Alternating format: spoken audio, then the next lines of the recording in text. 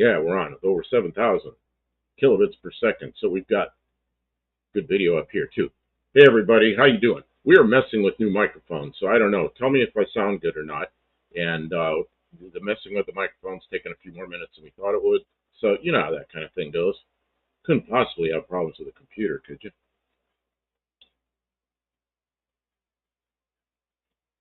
We don't get our points tonight because we were a minute late. Kim's going through all these menus. I don't even know what they are. Menus. Can everybody hear me? Can you hear me? Yeah, there's a thing here on my hat. It's a microphone. Kim's this messing with stuff. I guess you heard it. If you said new mics, I guess you heard me. Although I don't know which microphone we're on, or I think we're on two of them. Because see, that one's still, the single bar's going, but the stereo bar is going as well. Okay, that shuts that off. Okay, do people hear me? Oh, that's volume's not very high on that one. Oh, okay. Well, I'm just telling you. I'm telling you. You're the one with the controls there. Okay, is my I don't know. I can everybody hear me well, or is the volume low, or how is it? Trying to figure this out. Oh, you got another one here. Okay. They don't seem to be separate, Kim. Oh, this one. Ooh. Ooh, this doesn't seem to be doing anything separately from the other one. Okay, I'm trying to talk. We got to go, yeah, a little higher. I don't know if you're, oh yeah, Mexican spec says way low, which is what I see on the meter there. Okay, there, it's a little better. Yeah, I don't know. I think it's a little lower than what it usually is. You know what's wrong. Frickin' I know what's frickin' Windows. Kim's messing with a lot of stuff here. Lot of windows to mess with. Try moving your hat. Nah, it's not my hat. It's the because we did this last night. We had it working real well with the hat. It's Windows options that we're messing with, and there's all kinds of windows and things that pop-ups and adjustments, and trying to get it so that it works well. Last night we had the same problem. Then we were overdriving it last night. It sounded like crazy loud, and Kim found the place to fix it. Except now it's a little bit the other direction. Yeah, I can barely hear you, is what they're saying. Patrick Sullivan says, "What's in the shop?" The Jeep. Hey, Inspector Bruce. He says, "I used to hear you, but not now." That's what happened. We went from the old mic to the new mic, and now they can't hear us as well. So I'm trying to talk and say things. Yeah, Mexican specs going higher, please. It's not that easy. I can see it on the meter that it's low, so, and Kim can see that too. But there's a lot of different windows she can open and close that have options on them, and she's working on that. So, and then there's I don't know what you call that thing. What do you call one of those board? Oh, there we go. Now it's way up there. Maybe it needs a little bit more up there. I don't know. How about now? It's better now. But I feel like I have to speak up to get it up that high. I'm not talking low to do that. So let's and there's this thing. A bunch of things. Hardware, software.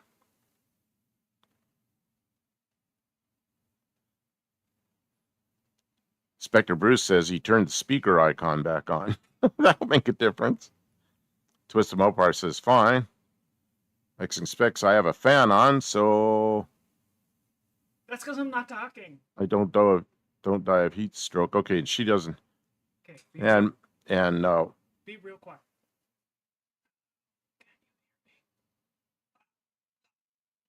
This doesn't do. That's not working. Okay. Here, I know what turns that on. I found that by mistake. Oh, it is on. It says it is working, but it doesn't seem to be working.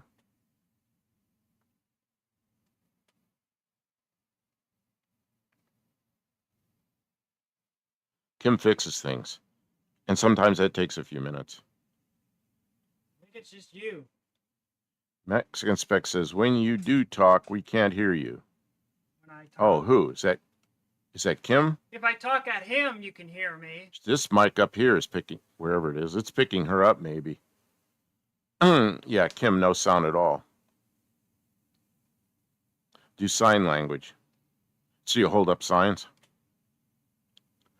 We'll give Kim the new whiteboard. I thought there was another one of those things around somewhere that had a mic hanging on it. I'm done with it. She's done with it. I don't know why it's being a dick. So what are we doing? Going back to the other one? Yep. Okay, so what are we on now? So it annoyed. Take that off. Okay, can you get the thing off my... I can't reach my belt where you put it.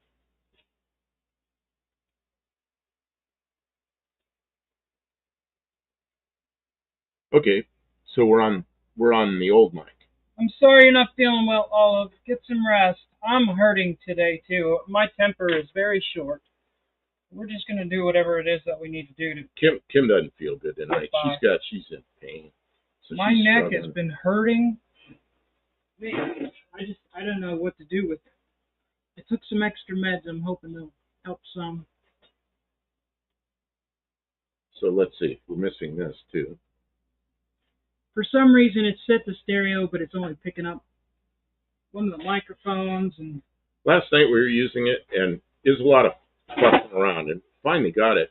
We were doing a video, and it was overly loud. And she messed with it and got it so it sounded pretty good, and we did a video with it. But now we're different equipment. Mexican Spec says a wired mic. That was so last century. No, they're Bluetooth mics. It's just I have a wire going down my back. That part's wired. They're these little things that are Bluetooth. Here, show them. They're these little things. Oh yeah, here's one. We put it in his hat. See, I don't want this big thing on my hat. So there's a little thing to put in my hat that wires. But then you can also just talk with this thing without, you got to hold it up so I can see it. A thing like that. But it's got a little mic. It's got a mic on it, but I don't want that. It's kind of heavy to be on my cat on my hat. And I don't like walking around things on my collar. People do that. It looks like a piece of funky looking jewelry. So I wanted the small thing that couldn't be seen so well. So that's why I ran a wire down my back. So I don't think it's last century. It's just... You're working. We'll get it. It's just... It was time to be live now, and it did not work. That whole thing just... Here's the thing. Last night, it was working quite well after fussing around for a while. So... Yeah, we know it works. We just don't know it works tonight. We had it hooked to a completely different mechanism. We had it hooked to the... May I have my drink, please? We had it hooked to camera, not to the live stream. So it's... You're worried how it looks on a live. All different. You know, Mexican Spec, you put something up here that weighs like... that I don't even feel, which is like the mic. Or if I put that box up here, it's like, it starts weighting me down, and it's... Yeah, and I can see it with my eyes. It's driving me nuts, So... I don't want that thing in front of my eyeball. And I don't like them on my shirt. Hi, everybody. I'm Kim of Kim Fixes Things. So we're 10 minutes into this, and all we've done is discussed how poorly a microphone works. I know. That's riveting content. Well, the microphones work well, but they were plugged into a recorder last night on a camera. Tonight we got them plugged into a computer during the live stream. So, yeah.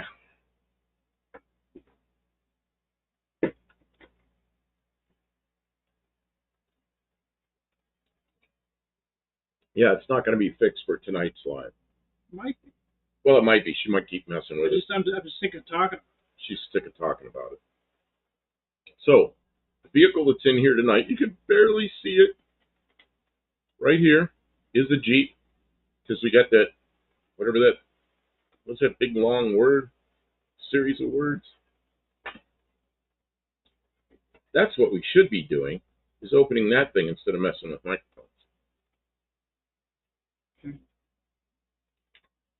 Yeah, the fluffy thing. We took the fluffy thing off this mic because Kim didn't want it there, and we were inside. Yeah, the reason you can hear us now is because we're on the microphone that we always use, which is actually on the camera that's up there. Yeah, that's a Jeep. Okay, I hate to turn this camera because then I won't be able to get it back to where it was, but I'm going to turn the camera anyway. That thing right there Might have been muted. is a Jeep. Is a Jeep Patriot, and we've got it uh, partway apart because it had some problems. Oh yeah, we didn't get that video out, did we? That video's not out yet. No, we're like a day behind on videos.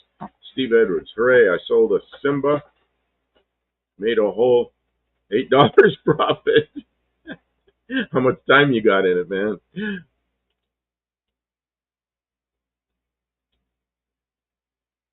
Oh, $8. That's rough.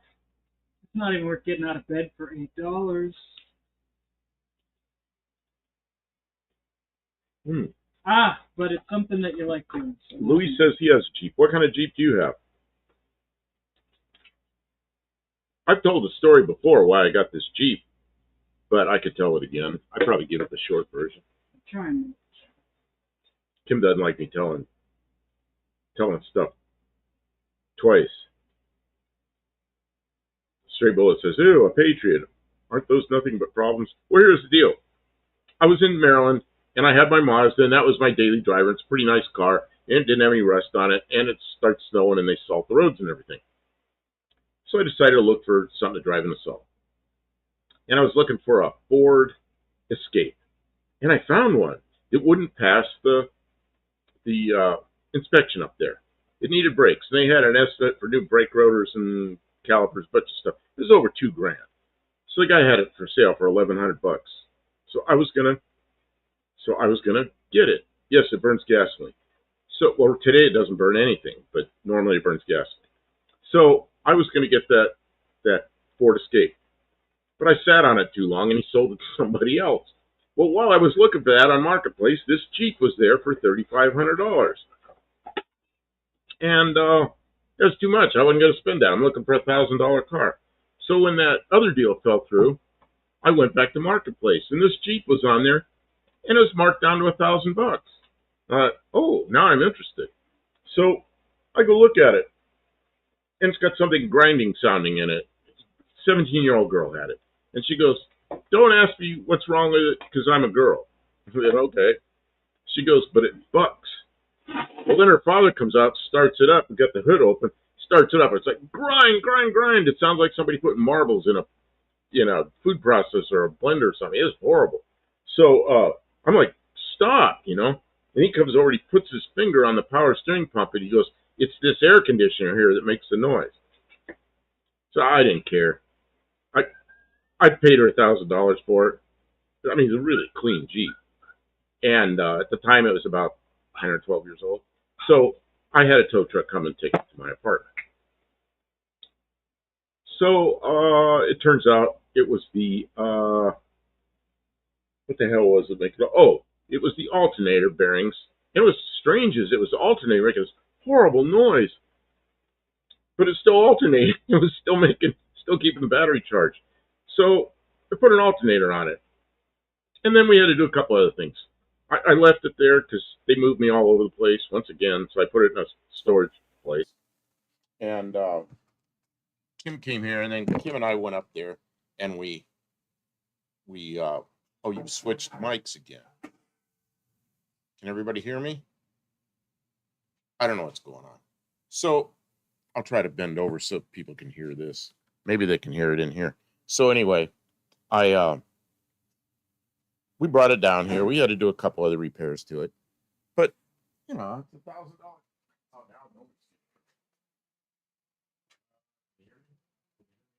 oh, she just carried my microphone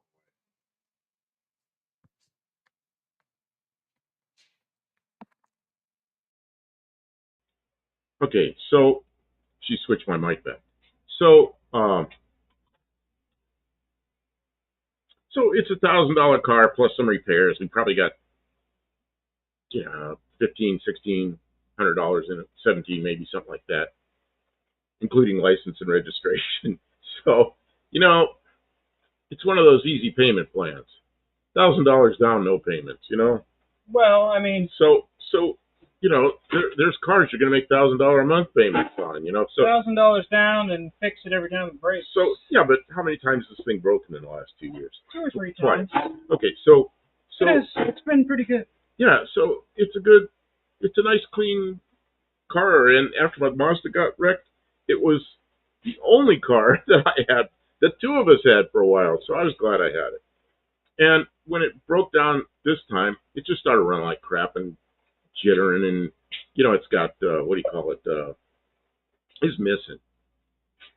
So we did a video about it, how we diagnosed it, and the part we got to get. And I guess we'll get a preview of it here. I've got to turn off my ringer because I have a ringer on. I don't want a ringer on my phone because it's disruptive. It really is. You're not supposed to be on your phone during the stream. So it's really bad decorum. So I'll turn that down. Turn it down so it's off. It's gonna look bad on his annual review, I have to say. You're gonna give me an annual review? I didn't say I was going to, but now that you mentioned, I might have to do it. Where's the old one? Where's the old one? What is this thing? I'll go get the old one oh, it's right here. I didn't see that. I'm sorry. What are you paying attention to? I'm paying attention to what you got in your hand. Oh, here's a sticker. What's it say? Due to warning. Tiny writing. I can't read that. Same thing. Due to working condition, please do not power on before installation. Okay, don't test it with power on. Don't test. No, because it gets its power from the ECU, so it's probably some voltage other than 12. Stray Bullet says, my first car cost me $50. Sounds like my second car. My second car was $50. Might have been $60. All right, here's the bearing test. I hold it, okay. And then you do the twisting. Oh, to see if it's like. spring loaded. The other way, this way. Go ahead. Feel it? Oh yeah, it turns. Yeah, and it springs back. It springs back to its okay. Natural position. Now this one.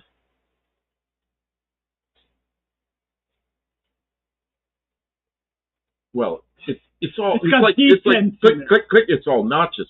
When she took this apart, and we decided we couldn't fix it. It would stop in the D10s. There's a bearing in there, and there's a surface the bearing rides on. It's just all full of notches. And it was sticking way worse than it is. I cleaned it out, but it's still bad. And this thing has like 2 different intake runners, and it swaps between the 2 lengths or 2 diameters or whatever it is. I don't know. I didn't take the intake manifold apart. So it's we bought a new one. But we did a video all about the diagnosis and everything. Oh, and Mexican Spec is probably the one that was ringing my phone. Mexican Spec. He said he sent pictures, and there's something here that looks like it could be pictures from him. What is this? Oh, he's showing pictures of the mics he bought. They got microphones. Nice. Well, ours work well. We had them working really well in their interface with the camera. But in their interface is computer, there's some options that we're not just not figured out yet. How do we hook this to the... So those are Mexican Specs mics. I'm a little jittery there, aren't I? Anyway, that's my Mexican Specs mics. Yeah, those are cool looking. Yeah, I like those. Except one of them, it looks like it has USB-C. Oh, it's a receiver, has USB-C. I see. And 2 mics. Yeah, that's pretty good. What brand are they? Man, we haven't said hi to anybody, and there's 22 people in here. Greasebelly just popped in. He goes, I just got home. Time to chill. Good. Mexican Spec says, and they work, Buff. Yeah, ours work too. Did you have to mess with did it just work as soon as you plugged them in, or did you have to mess with the... Well, he probably bought the ones that work with his equipment. So he doesn't have our garbage-ass equipment. Did you have to mess with the settings a little? Yeah, when we messed with the settings for our... with the camera... Everything we own is junk. She says everything we own is junk. They heard me, didn't they? I don't know. Probably. Vintage says, I have a set of mics like that. I haven't figured them out yet. Luis, I had a microphone. I wish I was going to make a video. Of stream soon. Tavo, that's what I use, but I have issues with the camera. So been just using the phone lately. Ah, now here's why it worked every time. Mexican Spec now tells the truth. What's the truth? That is a question for Mrs. Spec. She's my Kim. So Mrs. Spec got all the adjustments made, got it working perfectly, and then they work perfectly for him. So, Crazy. oh, we just lost our video because we're switching cameras around, but we're trying. Grease Billy says you have to learn how to set the noise reduction settings correctly. Yeah, you know, when we had them hooked to the camera last night, we went through all that. Man, they were working great. But all right, I guess tonight they're not hooked directly to a camera. They're not hooked directly to a camera. They're hooked directly to a computer, to a big old style, desktop computer. Tim says, so it's called Kim Fixes Junk? Basically, hey, how many of the vehicles have we got going in the last 6 months? Mexican Spec says, I use them for my lives. Can you hear me on my lives? Yeah, so Mrs. Spec got all the adjustments correct. Yes. Well, thank you for getting it set up. We like it when we can. Greasebelly says Mrs. Greasebelly is also named Kim. Oh, nice. Kims are pretty good.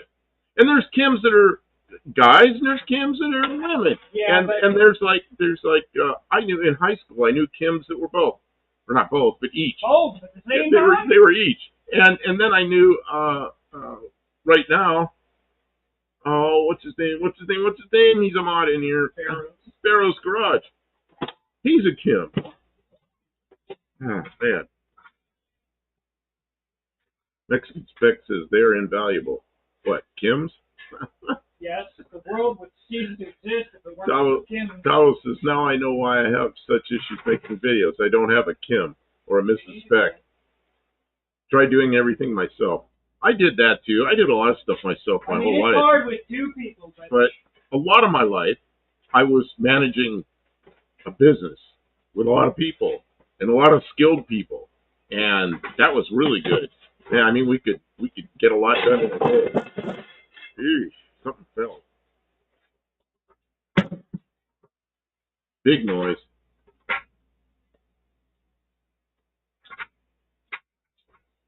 Vintage says, I never met a man named Kim. You ever been in here when Barrow's Garage is in here? Barrow's his name is Kim. His real name is Kim. Yeah, and when we were when I was in high school, there was a band. I worked for a guy in a bicycle shop, and his son was named Kim, and his son was a leader in a band, and he was quite a guitar player and a singer. His name was Kim. I don't know. I just knew both. Can you see what's going on here yet? I see. Okay, but do I have a cable stretched behind me? No, I'm okay. Ooh, there is a cable. Let me move this. Cable is hooked on something. There. Cable's no longer hooked. Tim says, my Dodge junk is an antique. Woo! All right, so this... Greasebelly says, and every Tiffany I've ever met has been quite the handful. Okay, so now we'll let Kim talk. Some kind of valve. Intake manifold valve. Can they see that? Well, it's kind of out of focus. Out of focus? Yeah, it's like close. Yeah. Anyway, that's the side of the intake manifold, and there's a thing there where this device bolts on. And you say that's also spring loaded? It's not. Okay, so how do we know what position to put that in? So they made up, or I guess you figured out. Carlos says, I've known 3 men named Kim, K-Y-M, but no Kim, K-I-M. Where's the part? I don't know. I'd say you walk off with You're it. not a lot of help, you know that. You walk off with the part and ask me where the part is, and I don't know, so you tell me I'm not a lot of help. Anything done around here.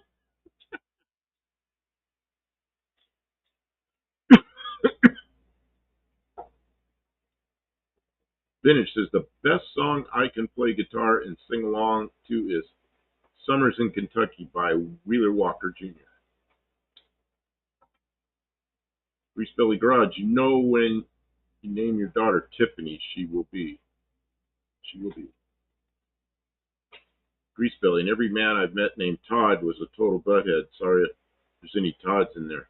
And you know, I had a guy show up. His name was Todd, and I was doing a lot of instruction up in Maryland when I was there, and he showed up, and he had a degree in engineering and aircraft kind of engineering, but he took the job he could get, which was a technician. He wasn't much of a technician, so he had a lot of knowledge. His name was Todd, so I trained him to be a technician, and of course he had a lot of background in engineering. So once he got the feel of tools and everything, he's a nice guy, good. So there's one Todd I know that's good. Lee says, just like Simon Fordman. Vintage says, hey, Mean Street Mall Park, they're saying hi to each other. Guys, I'm sorry. And Louis says, I see that engine. Oh, you already got it lined up. I was looking away. I was looking at the chat. I just stuck it in there and it sort of spring-loaded into place. It's spring-loaded into place.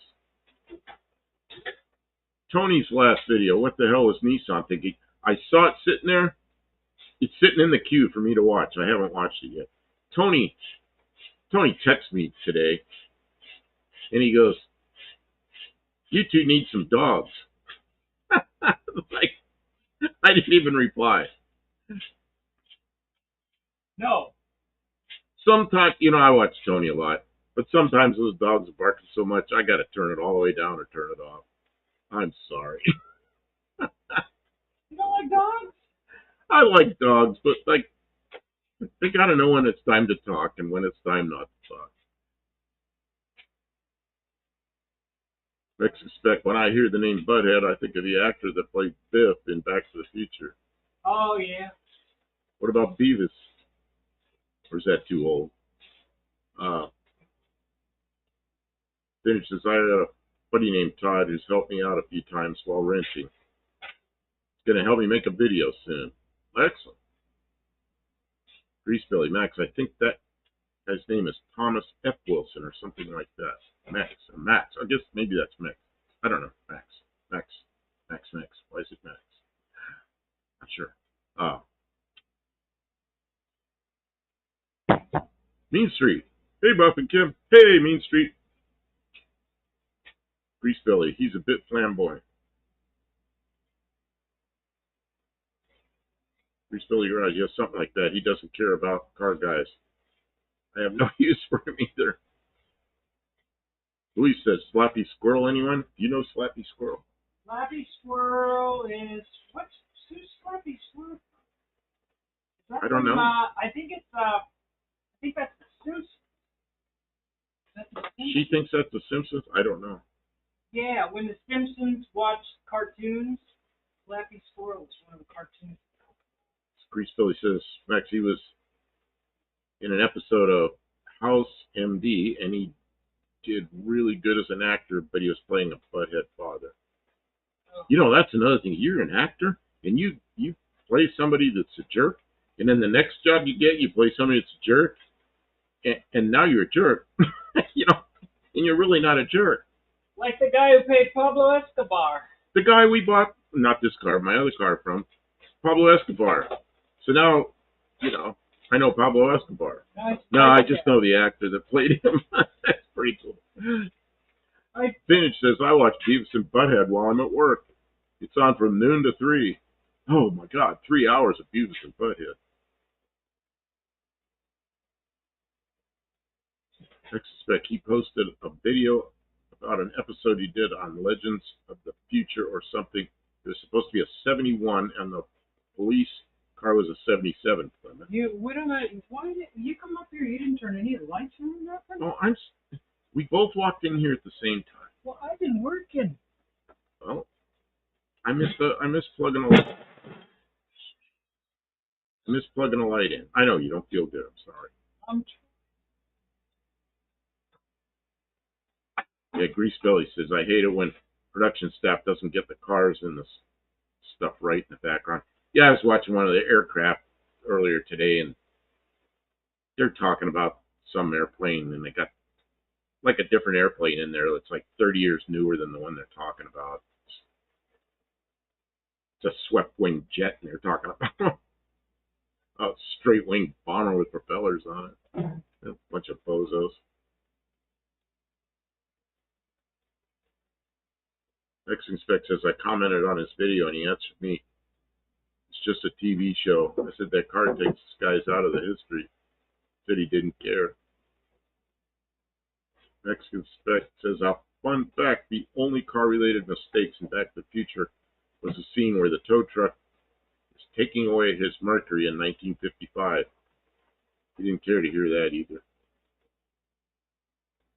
Luis says, I'm watching an episode of All Grown Up. Stray Bullet, the Patriot has shiny paint. That Patriot, it's an '08, and it's in extremely good condition. And the interior's like that, too. It's got 191,000 miles on it, but it's like a car that's a couple of years old. It's been well taken care of. kind of nice. Yeah. Mrs. One-Eyed Cat, good evening. How you doing?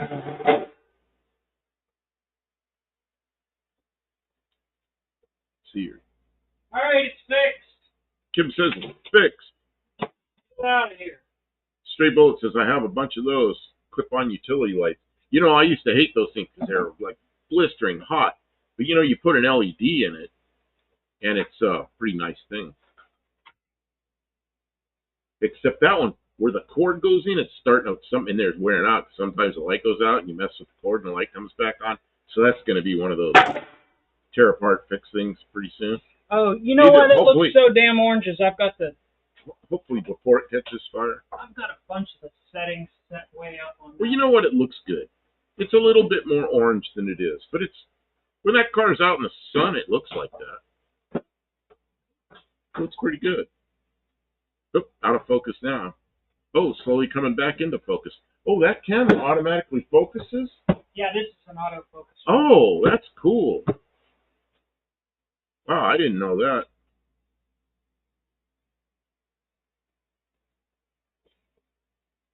Mexican Spec says, I have that same light. It always works. Yeah, this one always worked until it started having trouble. You know, it's right where the cord bends, where it goes in. It's probably been bent too many times. At least I remember that episode from All Grown Up in Christmas when Chucky, he stole a tree for Christmas, and that was so awesome, that episode. Okay, Miss One-Eyed Cat, better than yesterday. Mexican Spec, are you missing turn signal lenses? Yes, I am. I was missing the one from this side, that's the one you can't see. I was missing that one, and I bought one, and then that one fell out, the one on the other side, so I got to buy the other one.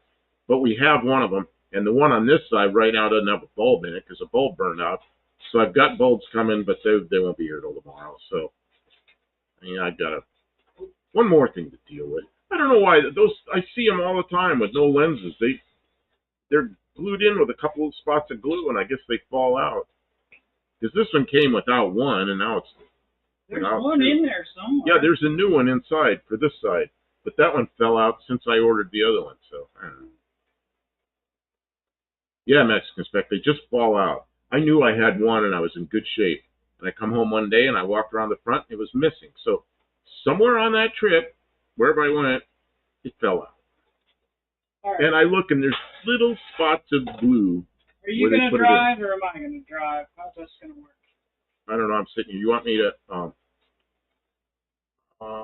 I'm sort of taking care of the chat, but I guess I could ignore the chat for a few minutes.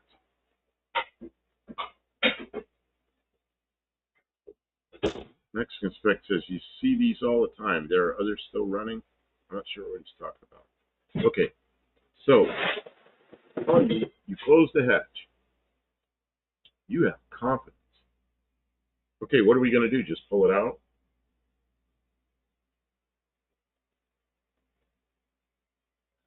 Yeah, get it out. If you want, you could take it, drive it up the road, or I can do it. I don't care. I'll take my phone. Is your phone on? Yeah.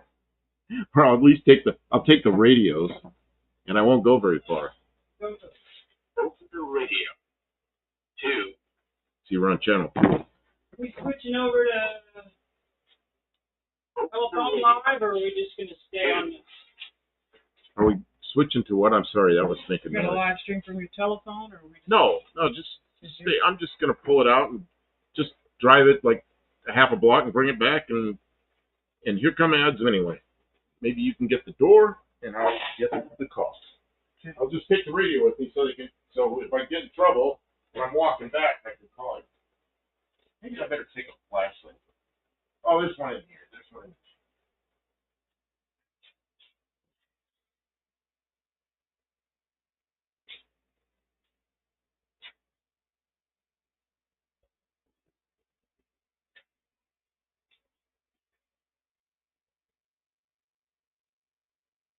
Luis says his 81 Camaro is done and clean and ready for sale in marketplace.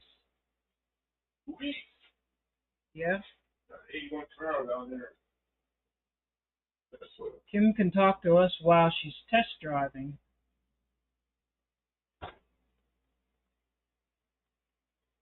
Okay.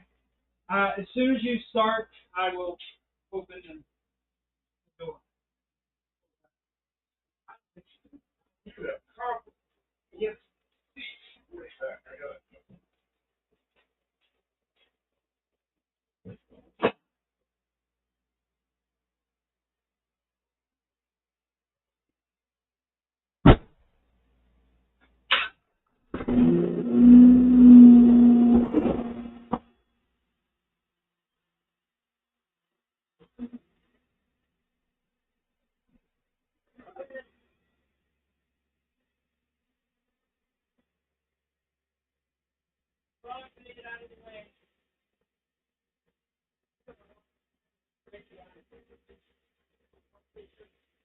Well, you'll know after I stop.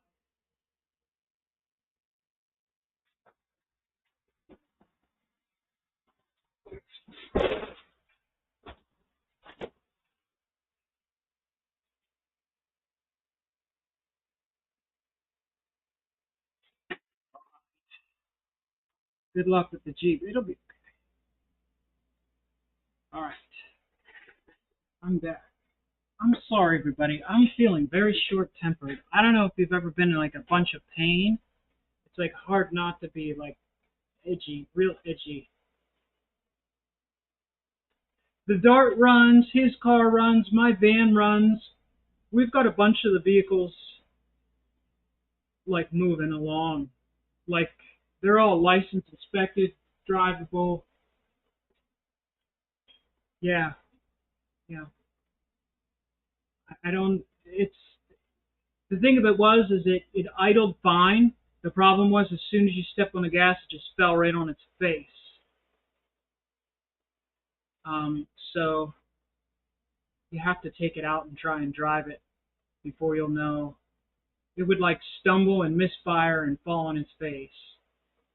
I don't know. If that doesn't fix it, it says it has a number 4 misfire, so maybe it just needs the spark plug cleaned or something. I don't know if I've ever taken the spark plugs out of that. If I haven't taken the spark plugs out, then they haven't been out in probably 5 years. Yeah, it's terrible, Tavo. I just feel like, and he gets the brunt of it, and I don't want to be that kind of person, and I have been, but I can't just lie in bed. That's no good. I got that cortisone shot in my spine about a month ago, and it is worn off. And now everything hurts. I don't know what else to do. Oh, look, we got a cookie recipe. Thank you, Vintage. Sounds like a bad coil. Coil packs fail a lot. Well, so if the problem was that thing, and he goes and drives it, and it just drives fine, it'll clear the codes out itself. But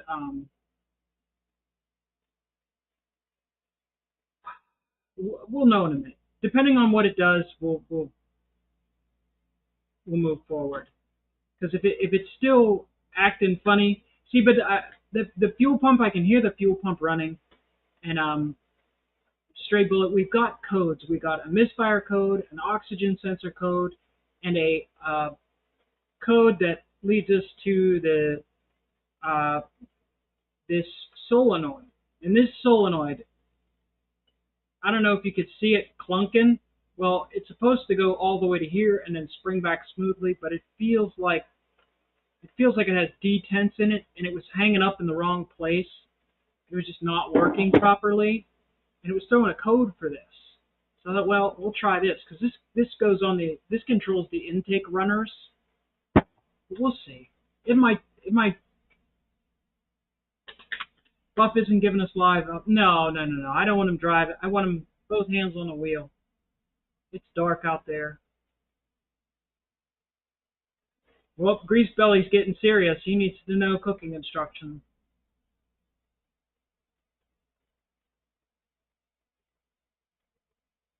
Tavo says his van is being a jerk. Stalling issues and running rough. Hooked up the laptop. Multitude of codes, so I cleared them. Runs great now. Really? Just clearing the codes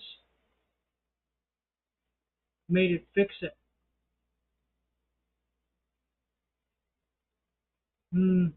I don't think it's a failing pump. I think it's one of the things that throws the code. But it could be. It could be weak fuel pressure. I didn't even test the fuel pressure. When I found this thing failing... I'm going to walk in. Walk it. It's going to be there.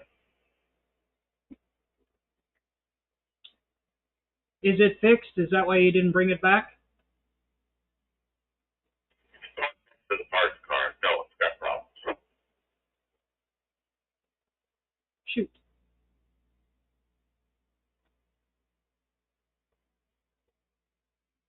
Here for the cars, stay for the cookies. Very nice. Cookies you have to watch. He says it didn't fix it. Shoot.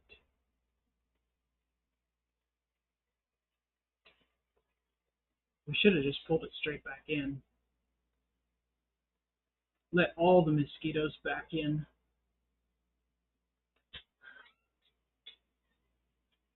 Roger Dodger. It seems to be not the best news. Let him get over here and then we'll go. Well, I learned something. Turn off the radio. What'd you learn? I learned it runs like crap. Just going up the street like this. Yeah. And so I didn't think I was going to make it up the hill. So I bumped it over into manual, first gear. You know, you can move the shifter back and forth to shift. I bumped it over into first gear. Smooth out, ran perfectly. So I thought, that's because the revs were a little bit higher. Oop, shift into second, shift into third, shift into fourth. Revs are pretty low in fourth going up this hill. Runs perfect. So I put it back in drive. It runs like crap. As soon as I put it in manual, doesn't matter what gear, runs very smooth. So it's not good. Something, well, I don't think it's the transmission because it's the engine. I mean, I can stop and drive and the engine's like obviously missing. But if I put it in the manual position, it doesn't do that. That doesn't make any sense at all. I know. Well, the ECU is getting some message that's different. I don't know. We got to chase that one down. Yeah, we got to think about that one. No, it's not the transmission. I know what a bad transmission is. Right. Yeah, no, I get it. Yeah, you're saying it's stop. It runs bad even when you're at a complete stop. Oh yeah. Well, like I was trying to move it around here is terrible, and I bumped like backing up here. I bumped into the first. Oh, it does it in reverse as well. Stumbles. Yeah. Which is weird because reverse is like one gear, just like manual. But when you bump that shift over to manual, it's perfect. But then you know how the shift, it goes back and forth. You move it over and you hold it into high gear, into the high gear side. You hold it there, it goes back to drive. As soon as it goes back to drive, it runs like crap. But I think we should drive it a little and test that theory to make sure that I'm not doing something in that isn't me, that I'm not doing something in manual that I'm not doing in automatic. But even coming downhill, I put it in automatic. I tried it several times coming back down the hill. In an automatic, it was stumbling, running terrible. And stop and put it in manual, it just drives me. So I mean, if you get stuck somewhere, you can do that, but that's not the answer. That's a symptom.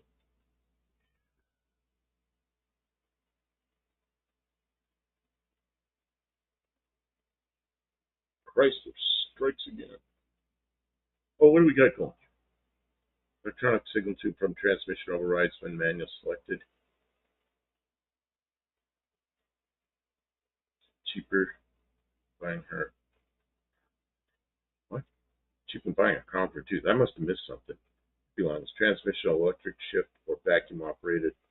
It's one of those CVTs, continuously variable, and so somehow it electronically makes it so it's not variable, so it feels like it shifts gears. Now, if you're in the variable part, it still feels like it shifts, but it also feels like it's variable. But when you put it in the manual gear, it shifts as if it had gears. So I know what it's doing. It's just setting that CVT belt in specific positions. I'm reading all your comments. I'm sorry I'm not reading them out loud. I'm trying to see which ones are for me. Oh, it's like talking to the ECU when you drive, but disconnects in that manual. I'm not sure. Somebody. Start chasing the codes. Yeah, we need to look at the codes again. Greasebelly suggested that we replace the intake air temperature sensor. That's an interesting thought. Does it usually throw a code for that if that's failing? And then Tim suggests see if it's throwing new code. Right, that's what I said. And I think we have to do that with the laptop. I think we would go grab the laptop. Okay. Are you going to bring it back in and we're going to do it? I don't know. What else did we have going tonight? We had something else going, I thought. But... In the garage? Yeah.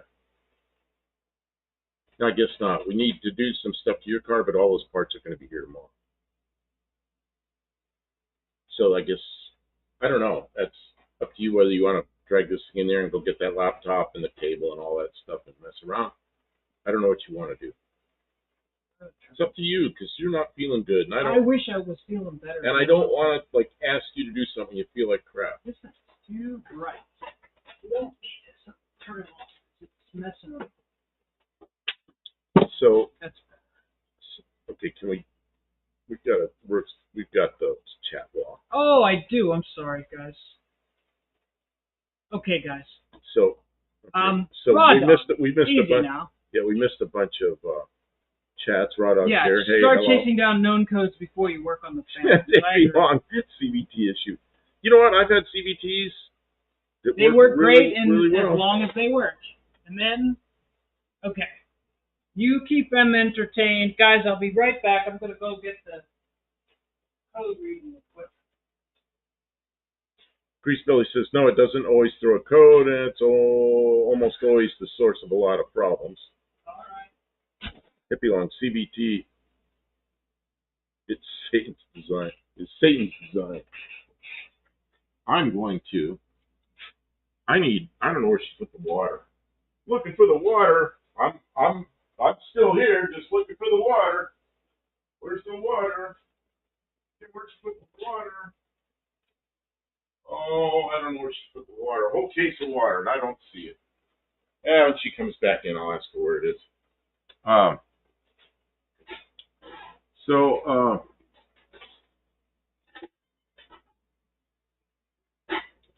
Vintage. A bunch of retracted messages. I don't know.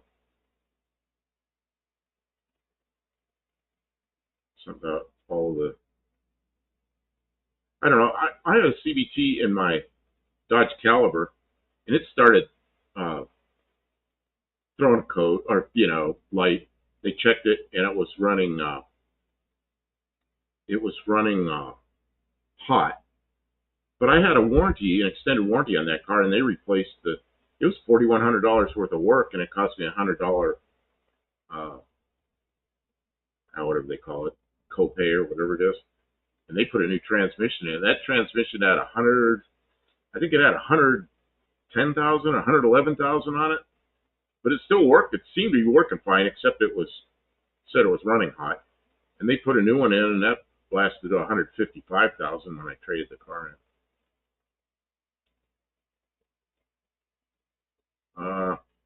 Let's see here. How is my shrimp and grits? Still in the freezer. It works. We've got a refrigerator freezer that works so well. That's the best $50 I ever spent. So anyway, it's still in there. Haven't eaten it yet. We bought a lot of food that day, so it's good having some food in there again. I got paid on Wednesday, and first thing I went to I paid a couple bills. Then I went to the store and came home. I went to the store by myself in my Zed sled. That was pretty cool. And I bought a lot of stuff and brought it back, filled the freezer up. Oh no, Kim was with me when we bought the shrimp and grits. Oh, she went with me. Yeah, I took my car, but she went with me.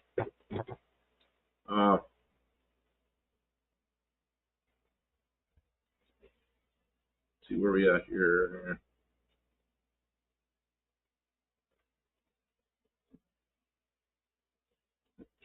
Mexican spec says cars kept them away from drugs and booze. 365 Days is a good movie. See, I don't know about that. Yeah, deductible. You're right. Yeah, copay is like medical insurance. It's a deductible. $100 for a new CVT to have it installed. They did all the work. $4,100 estimate cost me $100. I was pretty happy. So sometimes those warranties paid off, but sometimes they don't. Actually, my former wife bought that car brand new, and it was I think she got that warranty for nothing. I think it was an add-on that she just, it was like something to help her make the decision to buy the car. Vintage says, the new trike is what got me $1,500 entire check with overtime for me. At least I'll get an extra shift next week. $540 extra for one day. Yeah, those are the days I like where it's $500 for an extra day. I've had a few days like that, and that's always nice. Stray Bullet, did you put the groceries in the trunk of the Mercury? I did. I drove home and put them in the freezer. I kind of pack them all together, and then I stopped and bought, what was that? Stopped and bought toilet paper at another store. So I put toilet paper all around it so the stuff in the trunk doesn't drift around. That's my padding.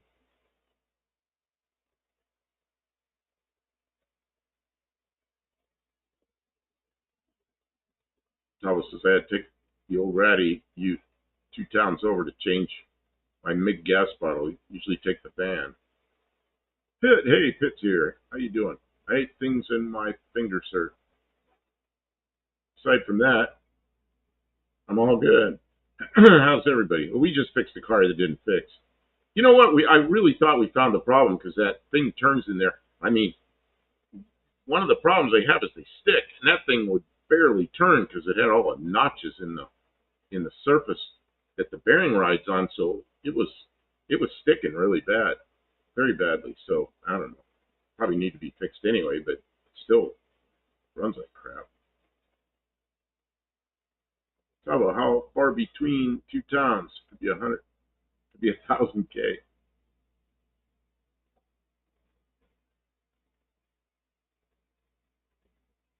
Problem is I get too attached to my machines. I think the 3-year warranty ran out on my Dodge. That Caliber had a lifetime warranty. I should have kept that car just because of that. It was a lifetime warranty, and they did the job. Thing had I think 111,000 miles on it. They put a transmission in it. That's amazing. I was in a Chrysler dealer, and the woman that was the service manager, she gave me the quote. She goes, "Oh, it's going to be $4,100," and she goes, "Wait a minute." She's looking at the screen, and she says, "You have a lifetime warranty on that car." I said, "Oh, yeah, I could." And she goes, We'll do it for $100. That's the deductible. Have at it. I let.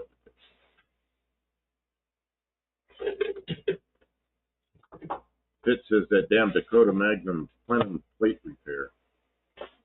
I suspect the 5-year, 50,000 mile or 55,000 mile warranty ran out a little while ago on my '63 Fury. Did they have the 5-year 50 back there in '63? I know they had it later on in the '60s. I didn't know they had it that far back. Yeah, it's 50,000. It says, thanks, Hippie. I shall. My medicine helps. Ah. They didn't have the 5-year warranty then? Yeah, I don't know when they came out with the 550. Raw Dog, what kind of girls are we all into? What kind of girls are we into? How about what kind of cars are we into?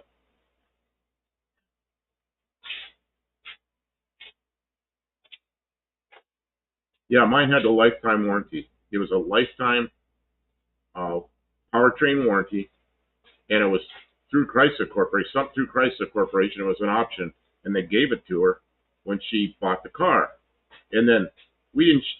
It's lifetime as long as it's in that person's name. As soon as you change owners, it's gone. It's gone. So it was still in her name when I had it, or our name, or whatever the heck. Okay, let's see. Oh, Mexican Spec says absolutely did in '63. This is a huge selling point. Yeah, I don't know when they came out with it. I knew it was sometime. Pitt says trashy women are my favorite. I like women. Please, so you know about '74 Plymouth Satellite? They're a police car in movies. Yeah, isn't that what Tony has? What's that thing he has? Oh, that's a Cornet. Same body. I think it's a '74 Cornet, the bottle rocket. Then he says, I like loyal women that like cars. I like women that like to work on cars.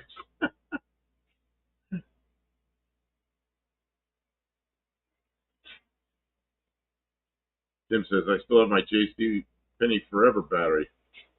I have to go to Firestone for them now. Really? And it's still a good warranty? Got my money's worth out of that warranty. Oh, I didn't know they kept it going. Oh, this is scrolling by pretty quickly. I'm missing a bunch of must have chat. I'm sorry. Hopefully things will get better for you in Mexico.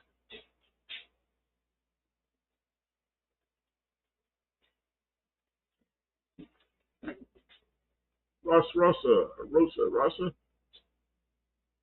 Welcome. 65 Dodge Dart GT, best Dart GT body style list. 65. Well, you know that 63 through 66 body style is, they changed it a lot over the years. 63 and 4 are almost identical. Then 65 was different. 66 is different, but it was still basically the same car. And so Kim's 66. But yeah, I know what the 65 looks like. 65's got different headlights and front end kind of. Yeah, it says pennies and Sears are how I built my credit and furnished all the wrong women's homes. I did a little of that. I mean, the amount of money it costs, it seems like a lot of that. Reese Belly had a girlfriend about 15 years ago that was really into cars, and she had 2 Mustangs, but she was also really into wine.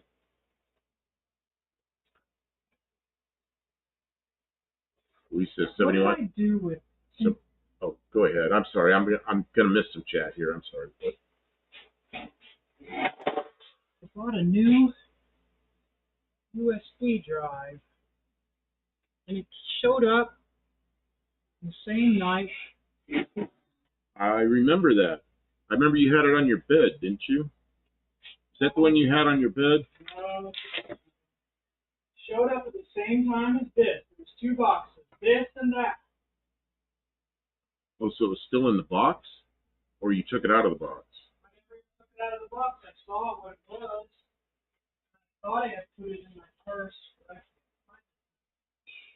Do you know where the water is? Because I looked around for the water. I'm really thirsty. Buried over here. And I need to find it. Pitt says Speck is single. No, there's a Mrs. This is Mrs. Mexican Speck. Mrs. Speck.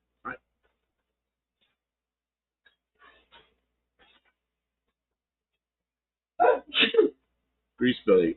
It's my wife drives to our property in Tennessee office, so she likes the adaptive cruise control product. Thank you.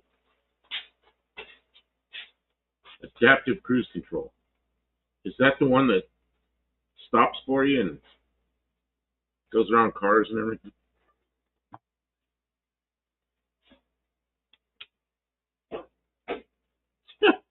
Greasebelly.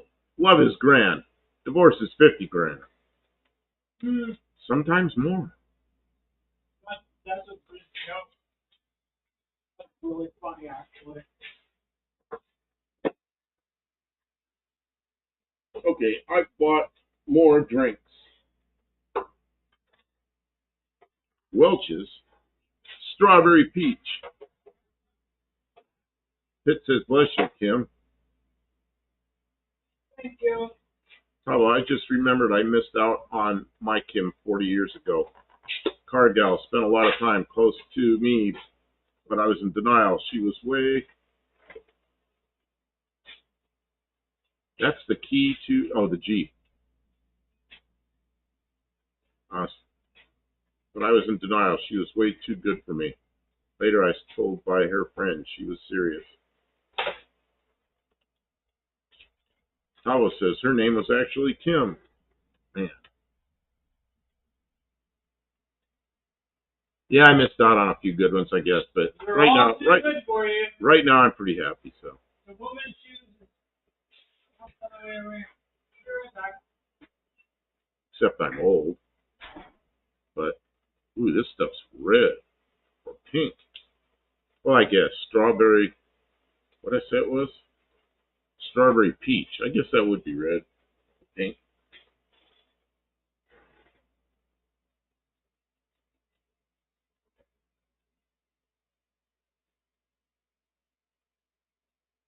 Yeah, Greasebelly. Raj, if it does, it's too new for me. I like my 2000, the last nice Durango. I like Ford Durangos, but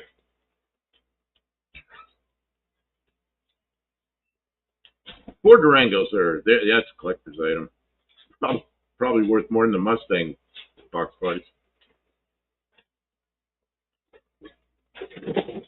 Ford Durango, isn't that from like the 50s? No, it looks just exactly like my car, except it looks like a Ranchero. It's got a little short pickup bed. Let's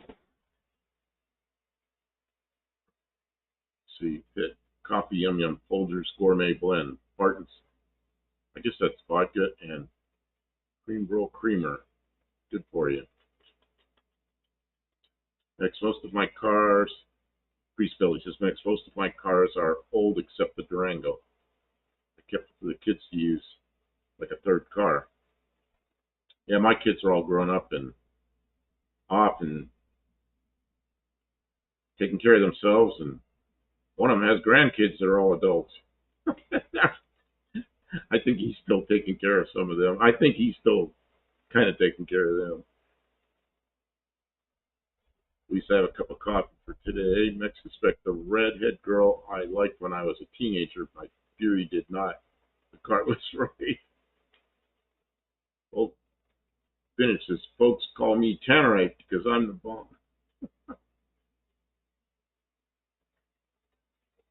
Okay, let's see if this is any good. First time I've tried this.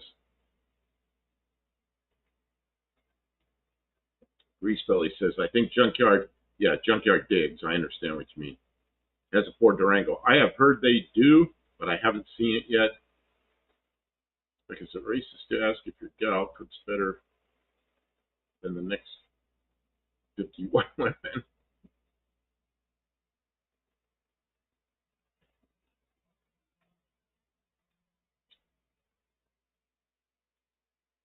Inspect, remember when the scene in Christine where she was choking the girlfriend? Mine was not as extreme, but stalled when she got in.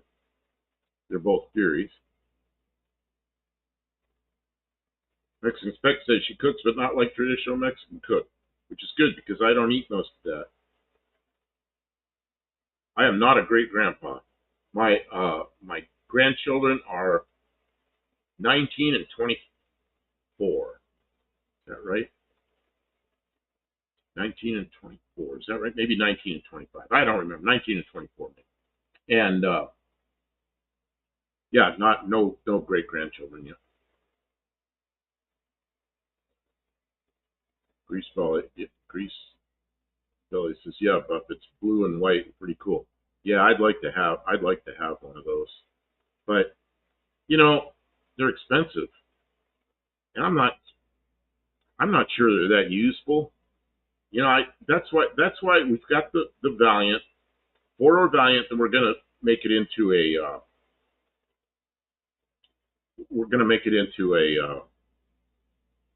like a Ute from down under. But that's another project. We got lots of projects lined up. I say we're gonna do it. I might not last that long, but I hope I do. I mean, we do stay after the projects. Vintage says, I'm on Marketplace. There's a mirror for sale where the guy's wearing a horse mask while playing AC/DC on his guitar.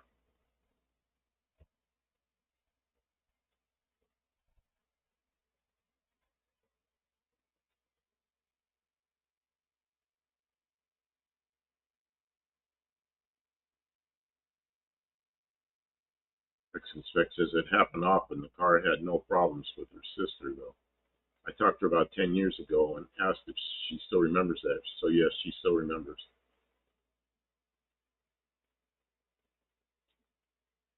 Then she says, I'm 25 and still living the single life. I'm not making the parent into grandparents anytime soon. Yeah, I got married when I was 24, and I had my first son when I was 27. So, I don't know. My oldest son got married when he was 18, had kids right away. And he's retiring from the Army this year, and his kids are grown up, and he's 43.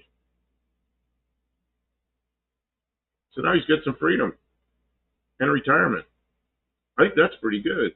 So, and his kids turn out real good. They're both honest people that work in school. I think that's pretty good. They're not in trouble. Kim's out there starting something. I don't know what she's doing. I hear something revving up. I don't think it's the Jeep. It's kind of noisy. Could be the Jeep. Ronnie Johns. Good evening. Dodge 50 Max with 4.7 overhead cam PowerTech V8 swap. Dodge 50. Oh, like a D50? Ooh, is that what that picture is? I can't see it very well.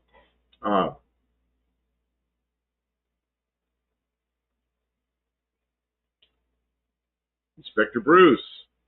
Ad for Vistaprint. Good deal. Kim, if Kim were in here, she'd give you 2 points, so you get 2 points. But she's right outside. We were working on the Jeep, and I left it outside. Next inspect. At Nellis Air Force Base, she broke up with me and said because I did not do drugs, I wasn't good enough for her. Buddy Car found a Viper tire service ad.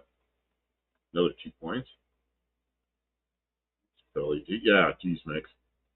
I was reading about somebody today, and the wife got rid of the husband because he drank too much. Well, they both drank too much, but he quit drinking, and after about a year or so, she couldn't stand it anymore and wanted to kill him.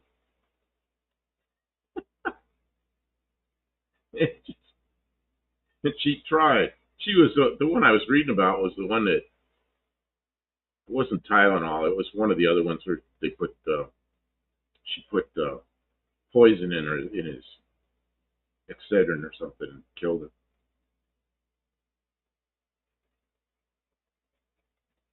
It says I never ate so good as when. Uh-oh, that's disappearing. I gotta scroll back. It's moving so fast I can't read it fast enough. I never ate so good as when my shop was full of Mexicans and Puerto Ricans and Cubans. couple of Scandinavians. This one-eyed cat, I got married when I was 24 too. Mexican Spec says there is a shop here that makes hearses and custom cars. The shop has a kitchen and they make lunch on site for all the workers. Mexican food is filling for cheap. Man, Mexican food is so good. I remember I had a friend that he owned a shop. He was the first guy I worked for, an auto repair shop, and he was from Norway, and he had students from Norway come in every year. And on the way out, he'd ask them what was their favorite American food, and almost always they said Mexican food, and he always thought that was crazy that Mexican food was their favorite American food. He goes, no, what's your favorite American food? Mexican food. Well, I almost have to agree, you know. Mexican Spec says the price of tortillas is controlled by the government, so it's always cheap.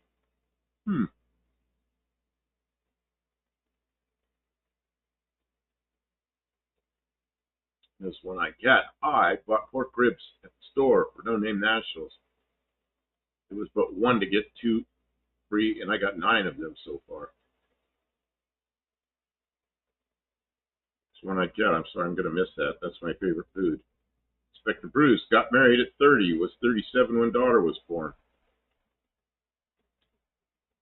Man, Bruce, you and I we just lost track of each other because Bruce and I hung around together early military days. Then we got sent all different places and we lost track of each other. And then later we find each other like, oh, that's not a car starting. That's thunder and lightning. Hoo-hoo.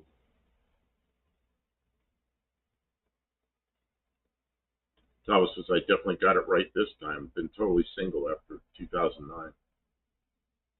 So anyway, Inspector Bruce and I kind of caught up with each other 50 years later. Maybe not quite. Yeah, man, it's been 50 years. Because he and I went all over the place. We were both stationed in the same place in Illinois. And went to Wisconsin together, drove around together. Yeah, we just had a good time. And once again, here he is again. Yeah, going on 42 years. Yeah, can you believe that?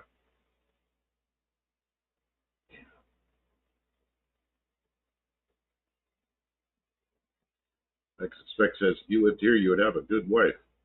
I always thought about where I'd like to live if I lived in another country.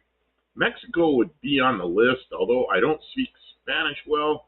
I speak Russian well enough to get by, but I wouldn't want to live in Russia anymore. Russia was, yeah, it's never been good, but I thought it was getting better, but now it's a mess.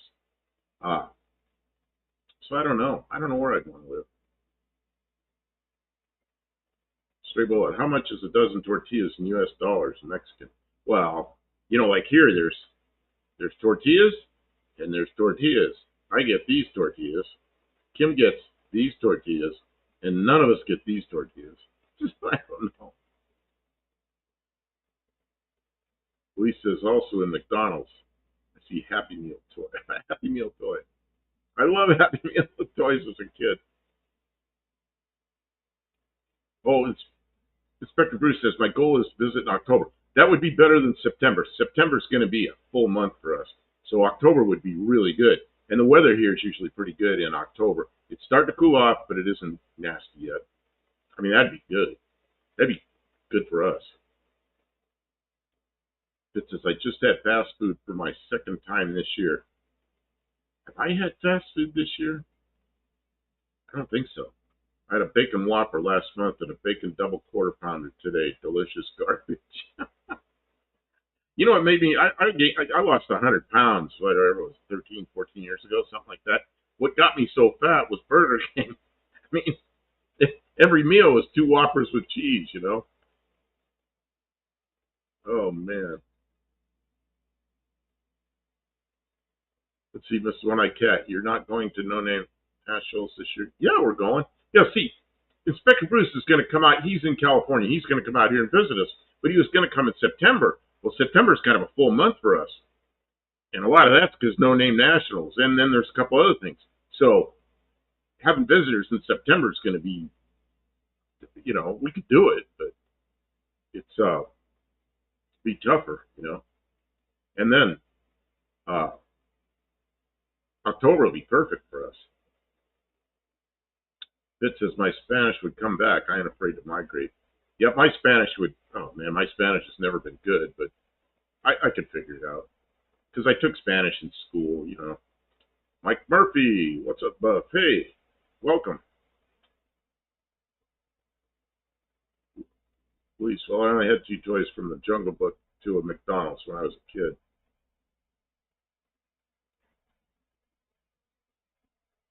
Stray Bullet says I'd probably go to Alaska if I moved to another country. I was in Alaska for a while.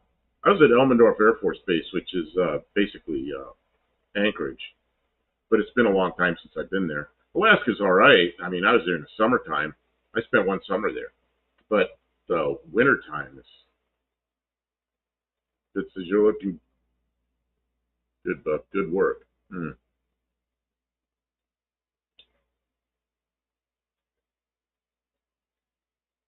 Yeah, you know, one of the reasons I like Mexico is things are kind of like they were with cars. They're kind of like they were here, you know, and so that'd be pretty nice. And then uh, the language barrier, and of course the weather in Mexico's good. You know, Vintage says I try my hardest to not eat too much. Working EMS makes it hard to stay healthy. Man, that's how it was when I was working in the when I was running the airplane factory. I was busy every second, every day. So I was eating out of a hamburger machine or go across the street to Burger King and wolf down a burger. You know, that's not good. Roan Bertram, what is the red face? Good evening, anyway. Oh, then how are you going to miss out on the pork and ribs, like you said? Oh, I'm not going to. Mexican Spec said he's going to miss out on the pork and ribs. Yes, it's controlled. A kilo fills a few stomachs.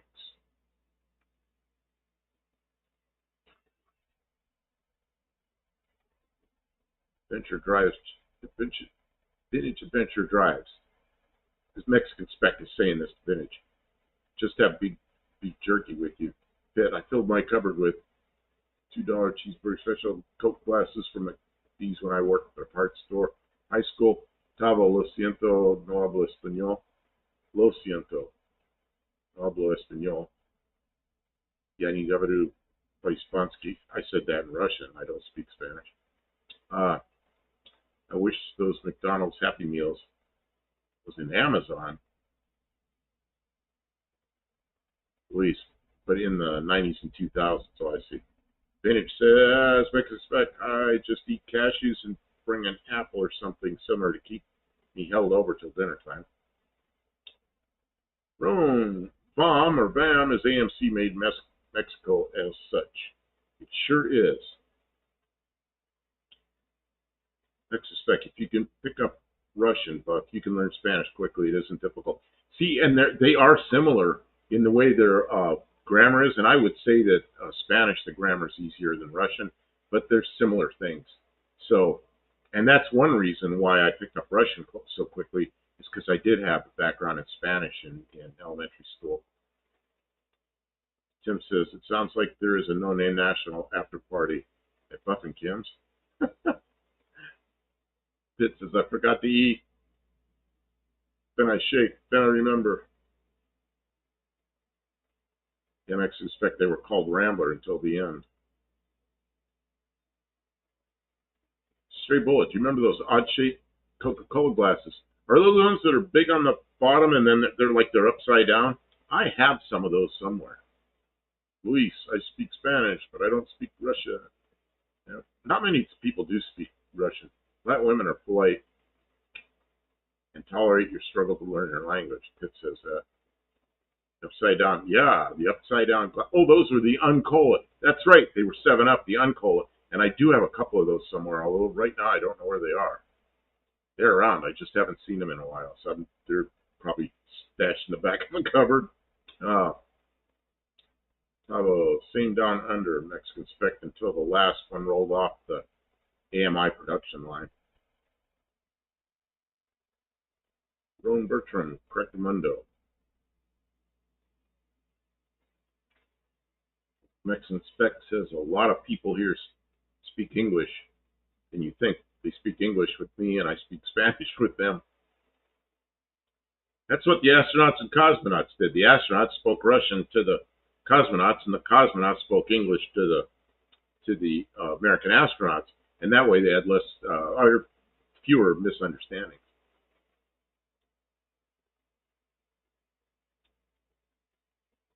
Lee says, my mom and I were going to Mexico back in 2011 or 12.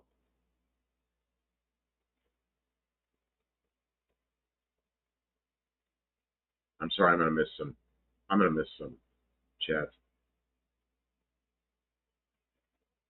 Mexican spec says to Luis, no need for us to speak Russian.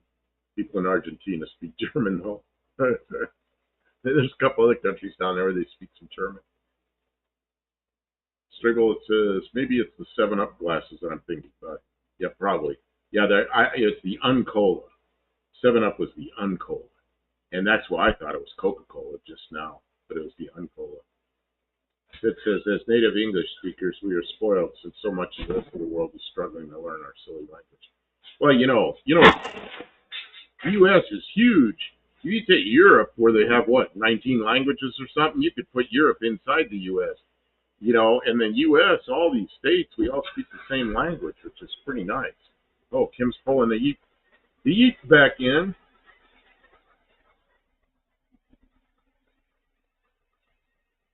Yeah, France has almost no tolerance for a broken French. Yeah, I had problems when I was selling airplanes. I had problems with people from France. They got really angry with me because we had a link on our website. We had a link on our website to the Google Translate, and they get mad at me for having a bad translator and that we didn't know how to speak French well enough. Well, you know what? Tough. Use the translator the other way too. Let's see here. If I realize what the Crown system is, it promotes super chats. You send a super chat, you get a lot of points. It's an incentive to donate. Oh, the Crown, really? Oh, I didn't know that. I thought it was just people that put chats in a lot, they got the crowns. Pavel says, I did that building buses late 1990s, German engineers speaking broken English to me. I replied broken German. 7-Up is owned by Pepsi here, so I do not drink it. Oh, what, there's no Pepsi down there? Do not know why anyone would want to speak French. Well, if you're going to Quebec or France or some African countries, Texas says we can ignore them and be just fine.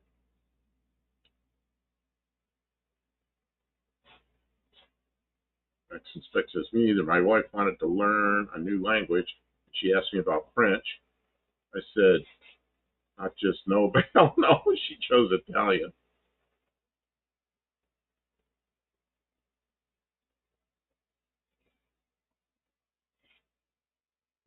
It did throw a code on intake air temperature sensor, so. Oh, it did? Yeah. Oh, you went over there and did it. I drove it around with the gauges on and stuff. It doesn't know what to do with this. Okay. All it gives me is RPM and miles per hour. Nothing else. Oh, with the thing plugged in while you're driving? Yeah, I reset the codes and tried to drive it. It hasn't thrown new codes yet, but it runs. Okay, so where's that temperature? It's an intake temperature sensor? Yeah. I think it's this little thing right here on the side of it. Man, this drink, this Welch's strawberry peach, this stuff's good. God, this stuff's good.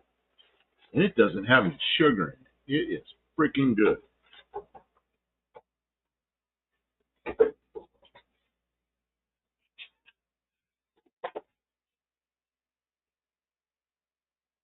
I suspect there's one part in the U.S. and one in Canada that there is one part in the U.S. and one part of Canada that use that language. Easy to ignore. What, French? Where do they speak French in the U.S.? Yeah, Canada's like all of Quebec. And then there's a little enclave of France. God, it's up just adjacent to one of the spots up there in Canada. What the heck is the name of that place? I can't think of the name of it. Somebody will know. It's a couple little tiny islands that's on the east coast of Canada. It's actually part of France, and of course, they speak French there. Next says, when did Kim get here? Kim's been here, but she went out and drove the car around with the what do you call it, thing connected. Decoder. Yeah, my decoder with a laptop, and I put the decoder ring on it and drove it around. And she was driving around. It says that Welch's peach would be good with vodka. Yeah, it might be. Might be good with gin too. Oh, where's Danny Boyd? He definitely put gin in it. Well, he might even just fill this with gin and put a little of the strawberry peach in it. Tim says, "Where's the slot on the Jeep? Put in another $1. They'll clear the code." Oh yeah, Louisiana. They speak some French down there, but I mean, that's like Creole, or there's two different things. What's Creole and what's the other one? Yeah, Stray Bullet, that little French island. Yeah, I can't think of the name of it. It's two little. Oh yeah, Cajun and Creole. But I can't think of the other, that little island up there that's off the east coast of Canada, where they speak French. Well, it's part of France. It's actually part of France. People there have French passports. You got to have a visa for France to get in there. It's part of the European Union, and it's in North America. Maine has a large French population. Oh, they could. It says, I swear that gluten allergy is akin to suicidal in my circles. Well, that's what Mexican spec is. He's got to watch the gluten.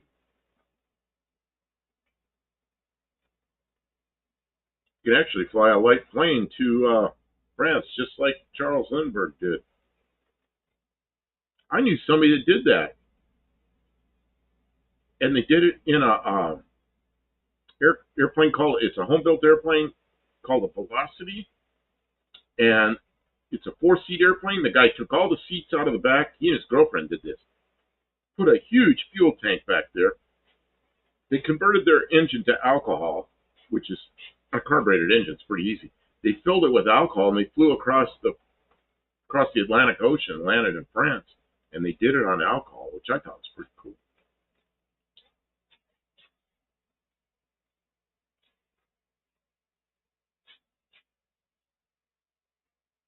Oh, man. Started it.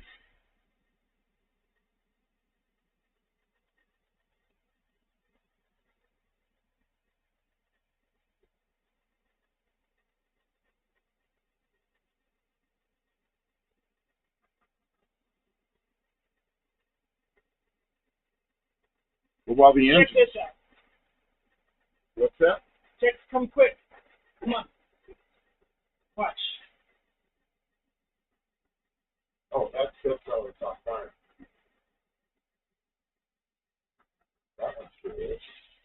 That's the number 4 misfire code. That's the number 4 misfire code. Definitely misfiring a number 4, because when you unplug the coil, it doesn't change. I'm going to look up to see what that.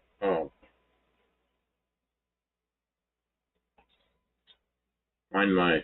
The extreme mystery, the thing that blows my freaking mind, right, is when you put it in a different gear, somehow it makes it work. When you put it in manual, Oh, did you try that? no, but you did, and Oh, I believe your diagnostic that when you put it in manual, it runs properly. Explain that to me. Riddle me that. This don't make no sense. Not even a little bit of sense. How is that a thing? The name of those two islands that are part of France up there off of the coast of Canada are St. Pierre, and I think you pronounce it Miquelon, maybe? The two little islands, and it's off the coast of Newfoundland. Just for interest, like anybody cares. And it is part of France. Really? Yeah. Yeah, you need a passport. yeah, and the people there have French passports as part of the European Union. Stray Bullet says I met a. Let's see. I missed a lot of stuff here.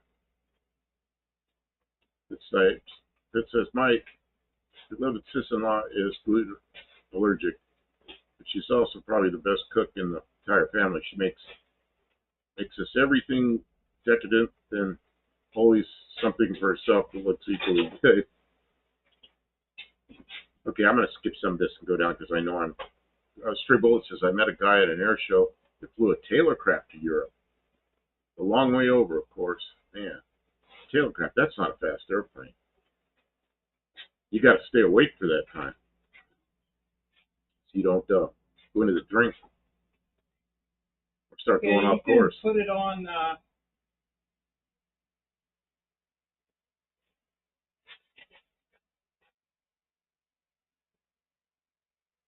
Dual Cam 2. Dual Cam 2.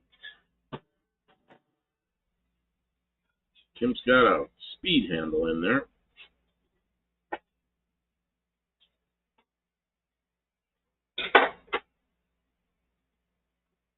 Stray Bullet says swap it with another coil on a different cylinder and see if the code follows it. Oh, that'd be kind of interesting. Yep. She's over there. I think she's taking the. Did you just take the coil off? Yep. You did. Okay. Well, that's a good idea.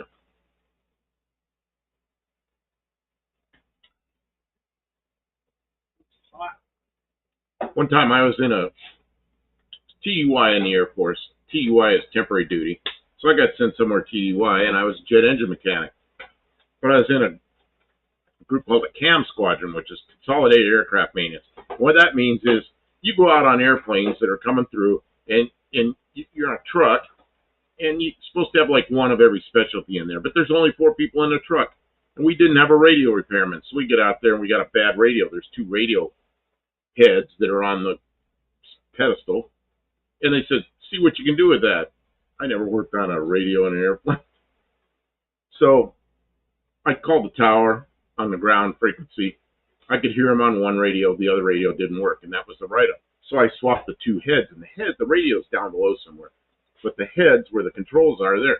So I swapped the 2 heads around, and then the other one worked. Like, okay, we need one of these. So we went to supply, got one of those, put it in, fixed it. I'm like, am I allowed to slang this off? Yeah, that coil pack's bad. It doesn't make any difference when I unplug it now. It follows the problem follows the coil pack. Okay, well, turn it off so we can hear you. Okay, what did you do? What did you do, Kim? I swapped the coil pack. You swapped it like you said. From 4 to 3 and 3 to 4. Okay. And the problem follows the coil pack. So it's bad coil pack. Bad coil pack.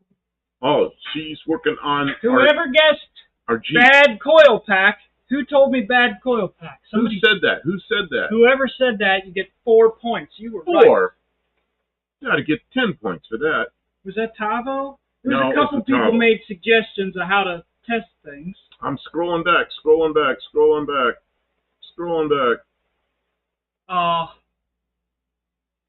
I've got a box of coil packs. I don't know if it's the same connector. I'm going to go up to the house and see if I got one. And my guess is it's going to be different. My guess Chrysler. is as well. I don't remember if it was.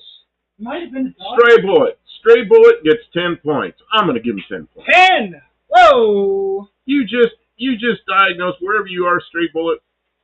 Wait, somebody else said that. Is that a separate or single? Tavo was. Yeah, he's asking if it's up. No, but it was Stray Bullet said swap way back there, way before Tavo said that. He said swap it around and check it and see, and it followed the coil pack. We're right. So We good do know job. what was wrong now. Although that other thing, this Jumpy was bad. It was bad. Oh yeah, that thing was awful. So tell me why, Kim, when you have a bad coil pack, and I switch into manual transmission, That is a mystery will never understand. it just ran great. And as soon as I put it into manual, I'm like, crap. I don't know. That you got. Well, what I'm thinking is there may I'm be. feeling a little better. I took all those meds when I came home and before You we took came the up here. meds, and now you're feeling better. I mean, not a lot. I mean, not all better, but better than I did when I came. And I changed shoes. Those shoes, I felt like I was walking on stilts. It was terrible. Her neck ached. She changed her shoes. Now she feels better. Oh, those So shoes. I don't like them shoes. That doctor I was going to, you know what they were selling everybody? Because he works on necks and backs. Insoles. They were selling insoles and shoes. That was one of the products they had there that they didn't suggest it to me. They didn't suggest it to me, but there were people they like wrote a prescription for. There you go. All right, I'm gonna go up there and see what I've It got. says, to my experience, check the resistance of every coil, old or new, primary and secondary. There's a lot of crap on the shelf. Yep. Oh, the problem is though, is you can't really test it because it's in epoxy. This isn't just like a coil this has a trigger in. It's part of it. The coil is separate. You can't test it like that. It's a 5-volt coil. All it says, I'd much rather have a tested used coil than an untested new one. Right. And where are you going to get that? Just find any Jeep Patriot and grab one. Switch it out. That's right. I'll be back in. We don't steal parts. Stray Bullet says, I only purchase factory coils. You know, a friend of mine got mad one day because he's like American and wants us to buy American, and I bought something and we bought a Chinese part, and he goes, and I said, you know, the Chinese part was $50 and the piece from Chrysler was $800, and he goes, man, I hate to see that. You should have bought the Chrysler one. I said, yeah, well, I looked at the Chrysler one. You know what it says on it? Made in China. And he kind of throws his hands up. He goes, yeah.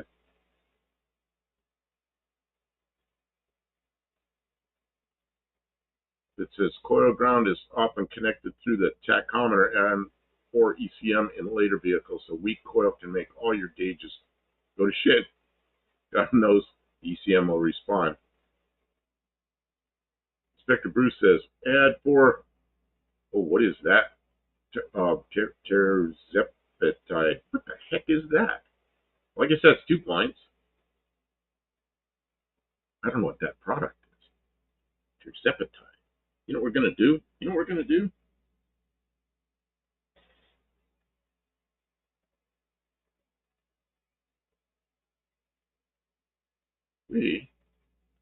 to take a picture of that so I can go look that up later. No idea what that product is, but they're sponsoring us.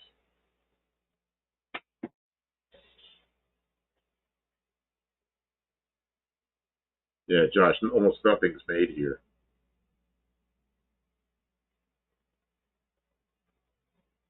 Yeah, it's hard to find stuff made here. Has anybody gotten a haircut lately in the U.S.? I'm curious what they charge.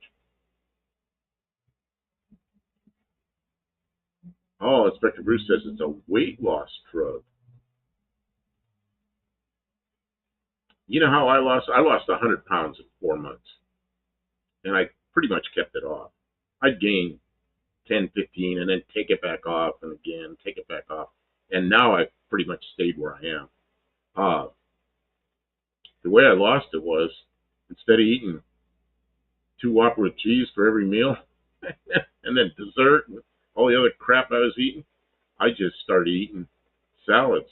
I had 1 piece of chicken a week, 8 salads, just lettuce and cut up tomatoes and cut up pickles and whatever else I could throw in there, peppers, stuff like that. That's all I ate for 4 months. And like I said, one big piece of chicken, just baked chicken, a week. And man, the weight just melted off me. And once I got used to it, at first I just wanted to, this, I couldn't deal with it, but I did. And after a week or two, I was fine with that. The hard part was trying to, after I had the 100 pounds off, trying to learn how to eat enough that I'm not losing weight anymore, but not gaining weight. And I went through a little of that, but mostly stay off the fast food, keep the portions normal, you know, and keep the carbs low. It says the greatest failure that I'm seeing in cheap coilovers is rubber or plastic flash squirting out over the terminals and preventing good electrical content. Yeah, that's bad. Tim says ad for small RC trucks. Oh, that's interesting. That's 2 points. Probably I found out something at the last job. A particular genuine Briggs & Stratton part made in China comes from the exact same line factory as the Alibaba ones at less than a quarter price. Yep. Next spec, I have no scale in the house, so I fixed that problem. Man, that's another thing. As stupid as it sounds, I put a scale in front of the refrigerator. You know, and you got to stand on the scale to open the refrigerator. Like, oh yeah, I'm on a diet. Well, Ari's here, Turbo Del Campo. Hey, how you found doing? a faulty part, Ari. There you go. So I got it. I don't have one. Oh, this is nice and toasty Oh, it warm. was really hot when I took it out. This is warm. The other one was hot too, though. That's probably why they deteriorate and die. So it says I used to eat blocks of government cheese just to make weight. My first wife, her grandmother was retired prior to Social Security. Social Security came into effect, what, 1936? She retired at 35. So she used to get government food. And I'm not kidding, there's blocks of cheese. And we went over there. She had like 4 or 5 of them in her refrigerator. She couldn't eat all that cheese. And she'd get more and more and more of it. So she'd give us some, she'd give neighbors some and everything. I couldn't eat all. We had one of those I couldn't eat all. It's this thick, sticky. It's like American cheese. It's partially melted. Like, it's softer than Velveeta. Oh, man, let's see. Next spec says no trim. No trim. Oh, Pitt says I haven't had a haircut or a shave since 2014. Well, I was just wondering because I decided to go get a haircut, and my barber closed up. So I was looking for a new barber, and I'm looking at the prices. It's like $40, you know. It's like, man. And then Kim cut my hair, so I got to give her $40 now. Yeah, Louise. She retired. Now this is a long time ago. She retired in the 30s. She retired in 1935, and Social Security came in. The first Social Security deductions were in 1936, and so she had nothing. So she lived in a home that she and her husband had paid for, and we just took care of her. We hired somebody to be with her during the day, and because she couldn't remember. She couldn't remember where the bathroom was. She didn't know who we were when we walked in the house. She'd go, "Oh, hi, you must be college students." No, Grandma, it's us. But she was in her late 90s before she died. But she had all this cheese. Man. Harry says, I need a haircut like nobody's business. I'm at the point where it's like Tom Waits, Kurt Russell. I bet California, the barbers are not cheap. Well, I've cut my own hair, but then it doesn't turn out real good. Then I have to wear a hat. Take one of these things and just cut it all off like I was first day in the military and put the hat on. Ari says, the multi-talented Kim, you're right. That's right. I don't just have one talent. Well, this woman that retired in 1935, she was, this was in, man, this was like the late 70s. So she was quite old. Alice says, my hair looked akin to Krusty the Clown last week.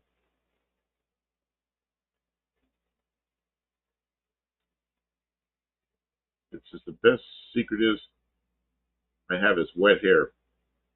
Pin your wet hair back so you can shave your ears. Then with the beard wet and dripping, cut off the horns. This one I got says that cheese make good baked mac and cheese. Ah, you probably would have, or you could probably heat it up and make some kind of cheese dip or something. But man, you get tired. I mean, it's just like way too much cheese. She had a lot of it. So, it was free and somebody was bringing it to her.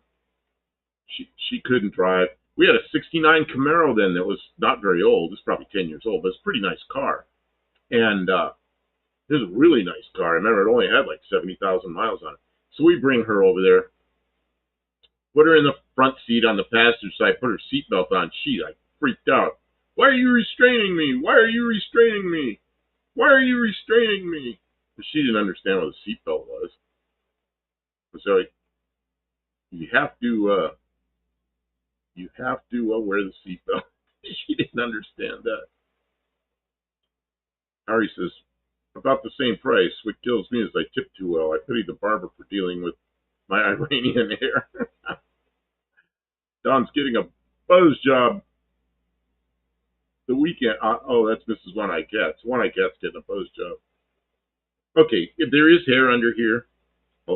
See, I notice that I'm getting a little bit, there's a little bit back there that's not quite as long as it used to be. But this just grows into this massive bush.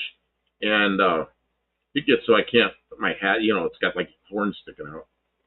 And Kim cut and did a pretty nice job on it. I said, just, how do you want to cut? And I said, kind of like the Army.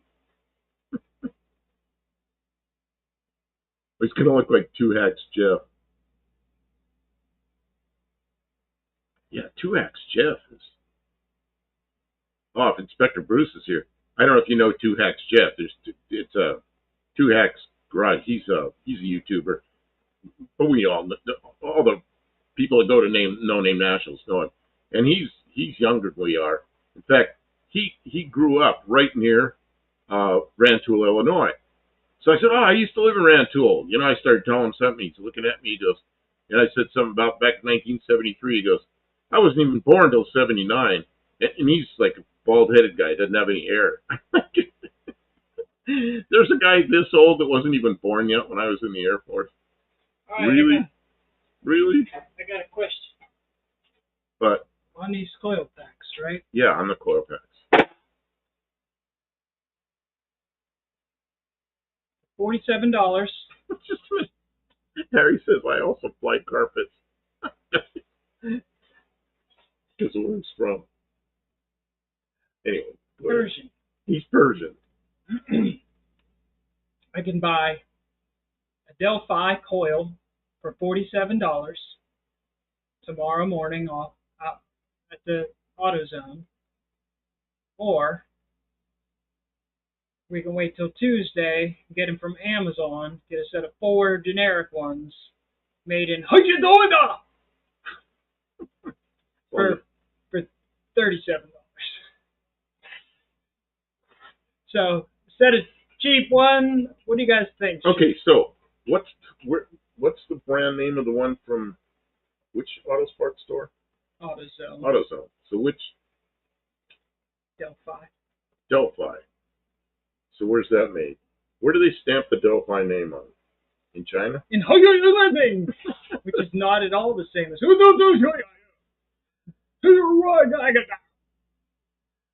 I'm If you buy 4, you might find a good one there. yeah. We'll have a couple of spares. Spares that aren't good? You just don't. You never know for sure. Well, you know what? What's their names? The place I quit dealing with these for a while. Just I'm mad at them for folding my head gaskets in half. Rock Auto. Rock Auto let me keep the head gasket that's folded in half. They credited me for it, but they don't want it back. Like, why do they want to pay shipping on that? So I have a folded in half head gasket. So if we get bad coil packs from them, they might let us keep them. And then we'll have like in stock bad coil packs. I mean, yeah, it'll run, but so? I mean, are you going anywhere tomorrow? I am. Where are you going? I'm going to the garbage dump. Do you need a Jeep to go there? No, I take my car. My car. I turn the key, and my car starts, and I put it in gear, and it drives, and it stops, and it steers so nicely. And people wave at me. Yeah, some guy stopped by the police, and I'm driving by him. He was on the other side of the road, and the police are back there doing something, and he's sitting there. And as I drive by, he yells out his window, "I like your car!" I wave to him. Everywhere I go, people tell me, "I like your car." I think they do the same thing with your car. They do, yeah. Yeah. Yeah, people wave at me in traffic. They like it. Yeah, so without dragging it out, it's like we have lots of other vehicles that we could take. This one doesn't even have air But conditioning. now, this one's a pushmobile.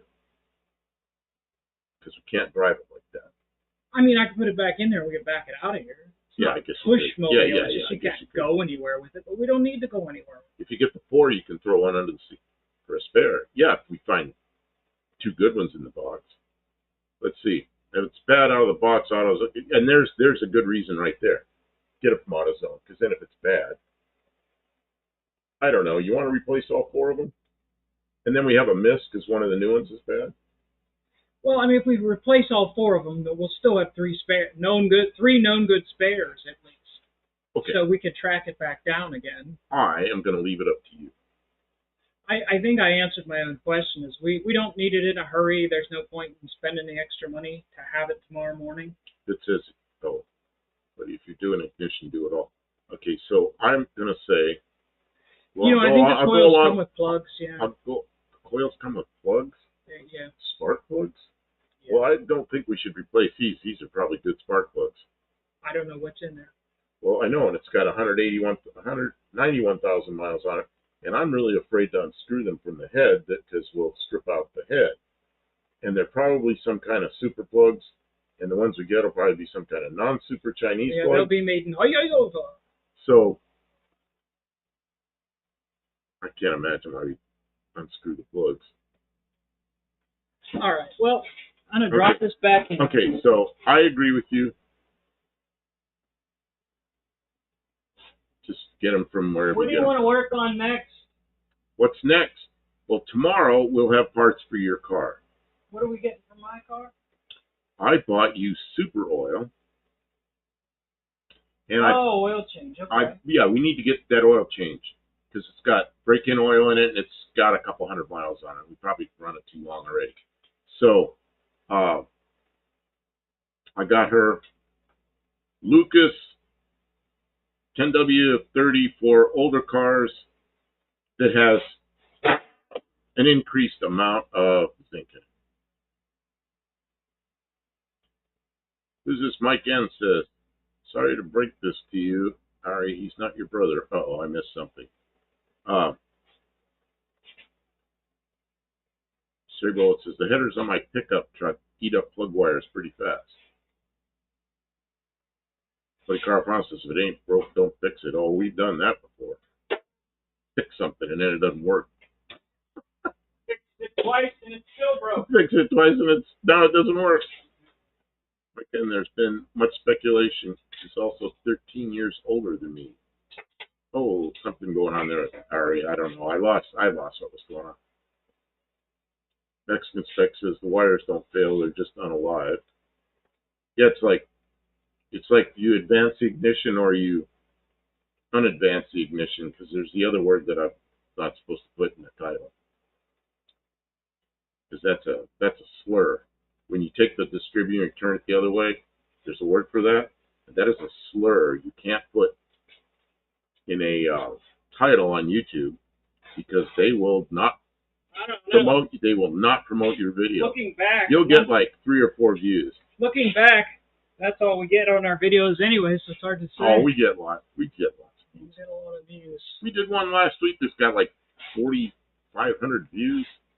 Did we really? Yeah, it went up, took off. And it was a stupid one. Hey. You know what it was? You know what it was? It was another stupid one. I'm trying to remember what I said. I don't remember. Oh, Bruce says, oil change, drain plug time again. Well, this engine we had out and had it apart, so I'm sure we've had the drain plug out. Yeah, we changed the oil on this before. Harry says it's not a slur, it's a lifestyle. That's respect. I've never put headers on a car. I have. And they were a pain in the ass. It but says such is life. I needed them. He puts heat sleeving on every plug wire when I install headers. Yeah, there's no plug wires on this. This is those packs that go right on the coils. Yeah, this. Oh, you already put it back. They're up. Yeah. Buy shrouds or heat tubing for those wires. Mexican Spec says he has a suggestion for him. Oops, something walking across. Oh, it's some bug that was eating another bug. Oh, look at it. It's something. There's another bug over there. They're chasing each other. Really? They're dissimilar bugs of similar size. They were fighting. Are you sure they were fighting? I don't know. I think. Or were they? I thought one was going to eat the other one, but the other one took off. So I don't know. Now there's a standoff. Why is that bug on top of the other bug, Mommy? So we can get the camera and go down there and see which bug eats which one, and then they'll defund us because there was some kind of violence. Mike N says his number 8 plug is damn near impossible to change. What is it? The way it's in the headers or something, Mike? The fact that the coils go on the plug, but they go down into the valve cover cam valley where they're nice and hot seems like a real sketchy design feature. So when the camera is on, can you please look at the lens when you're talking? In your last video, you're looking all over the place. I've warned you. She tells me that all the time. I do that. I don't Give know why him I do hell, Mexican Spec. So nasty habit. I tell him, you look. He has problems making eye contact with people, and especially with the camera. A lot of times I'm looking at the things I'm talking about, which is probably not where I'm supposed to be looking. That's a thing too, but no. Even when you're looking right at the camera, you can't do it. You start looking away. It makes you really. He cannot make eye contact even with the camera. He's fine when streaming though. Well, they're not mating. It's a big old cricket and a spider. So yeah. Unless they're making. Did he get him yet? No, they both ran off. Unless they're making cricket spiders. That's great. Welcome to Tennessee. Make love to the camera, but I think the modern coil unplugged. She gets mad at me all the time. You got to look at the camera. Yeah, okay. I'm not even mad. I have to make him do it again because he's doing like this, and I'm like, you have to do the video again. I don't know what you said was fine, but you have to make eye contact. And got a wandering eye, and that is why you satisfy my soul. Dean, how you doing? Yeah, I'm bad about that. I don't know why. It's like when I'm thinking about what I'm saying, I start looking around, and it's terrible. I guess terrible habit. Because I'm thinking about what I'm doing, thinking about what I'm saying, and my eyes start wandering all over the place. I don't know. Tavo, I gotta say, this is easy to work on. This is a really easy little vehicle to work on. The hardest thing I've ever had to do on it, I think, was the... Mexican Spec says he's looking at the ceiling all the way down. It's creepy. It's creepy. Harry says, you guys got to do plugs on 4-liter Autogruppen engine. That sounds like it came from the middle of the European Union. on our Liberty, we got one coil that feeds every pair of cylinders. Oh no! Through a rod wasted bearing, spark, yeah. through a rod bearing at 250,000. I don't think the coils are to blame.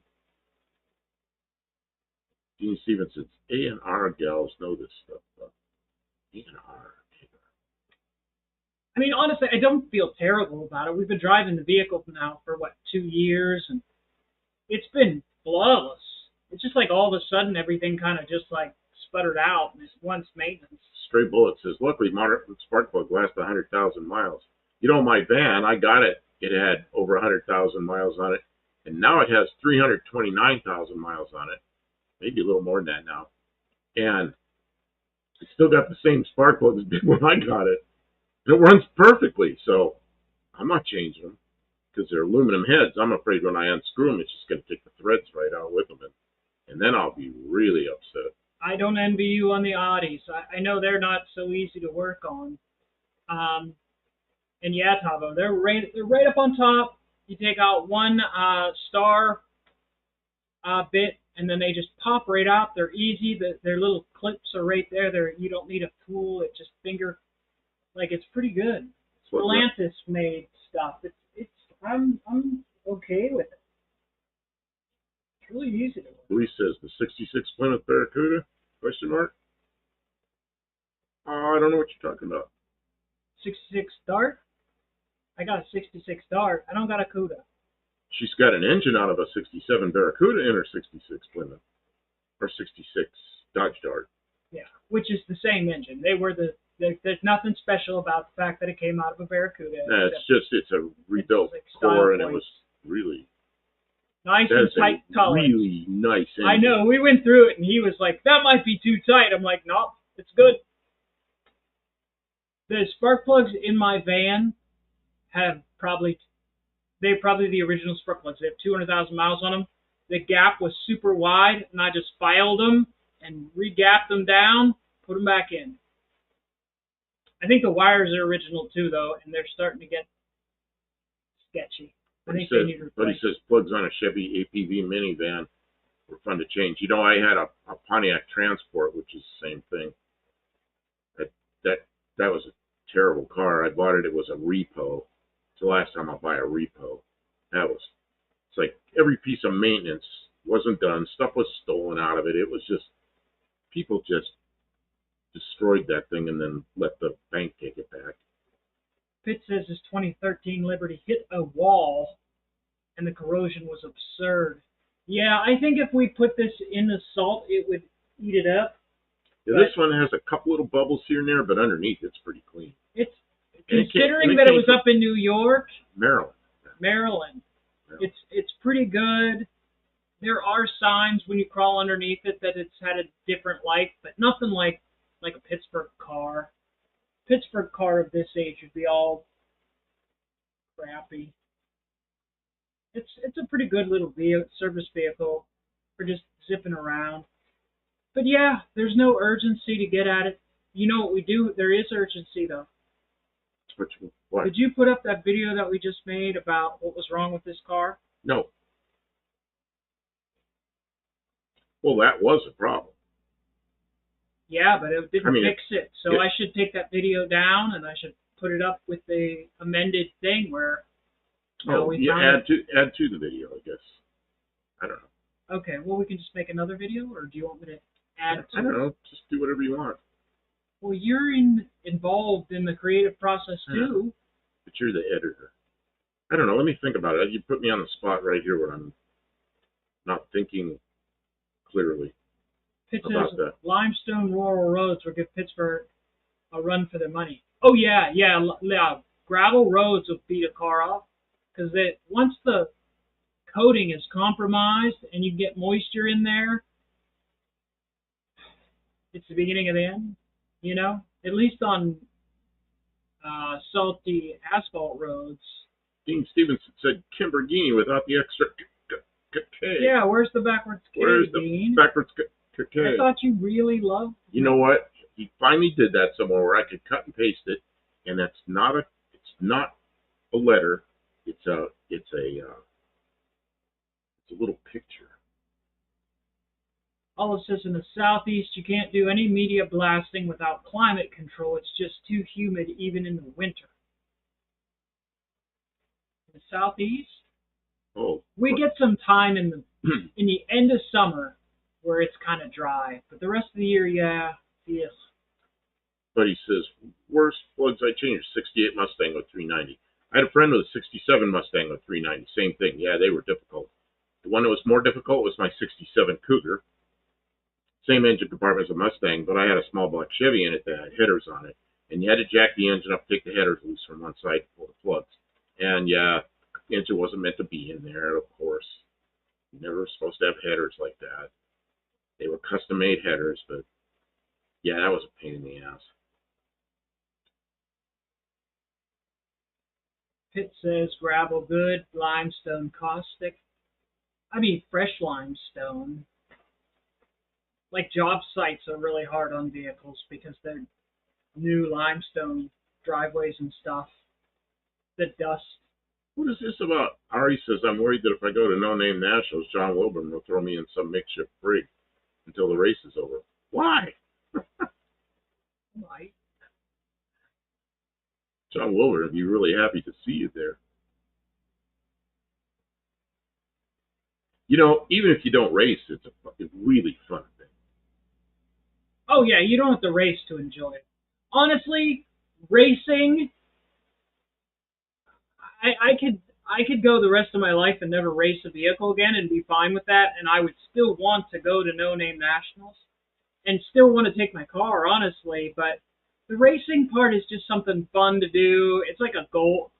I don't know. I think if you've been there a couple times, you realize like, oh, the racing isn't really the most fun. The most fun is getting to see people that you know in person and look at their vehicles in person and not just, even the best camera work only gives you sort of an idea of what something looks like. When you're there, like Tony's vehicles, when we're at his shop, you're like, oh, it's just the depth of understanding is so much greater to see it in person. Ari says, was that the one with the beautiful cross ram intake? It was. And that's why I used to have to replace plugs. That's why they'd foul, because it had two 650 double pumpers that I really hadn't got the mixers quite right. Whoa, what was And that? some It little was big. It was a mouse. sucker flying around. Oh, I didn't see it. That was a mouse. We have a mouse again. He made it back. So He ran all the way from the city. So I forgot what I was saying. I got thinking about the mouse. So anyway, yeah, it was. I never got it done. I traded the car off for a bunch of other cars. Oh, the 650s. Yeah, two 650 double pumpers on a small block Chevy. And they would run, because they're cross rams, they run on like two 4-cylinders with 650 double pumpers on each one. Oh, when it was wide open, my God, did that thing go. But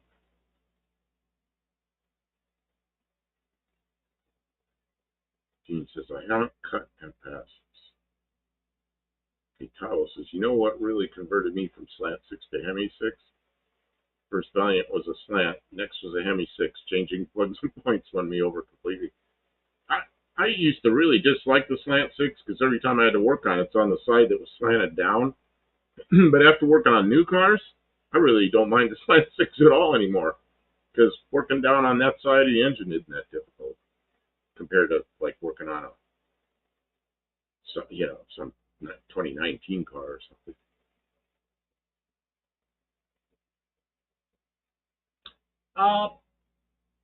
Pitt says they have the limestone mines. In Pittsburgh, we have them too because they had limestone access flux in the iron, in the steel mills. When you pour limestone into molten iron, it pulls out the impurities and you get steel instead of iron. But anyway, so the limestone mines, but our rural roads are all paved. There's not a lot of gravel roads, but anytime that you're going to pave, they put down that limestone. And yeah, the to be modified has the dust in there and they put it down and roll it, and it turns to like almost concrete. Anyways, yeah, I know it's nasty stuff. I know. You know something I really like about inline sixes? It's only one head. A VA, you get done with a head. It's like, oh, now I got to do it again. Then you only pour one head because you don't want to do the other one. Slant six is familiar to me because I've worked on more slant sixes than any other kind of engine, and probably, wow, I probably had like 9 different slant six engines. No, maybe more because we've had 4 here, 3 here. Had 3 or 4 here. Had 3. Oh, I don't know. I probably had, yeah, maybe almost 10 slant sixes that I've worked on. So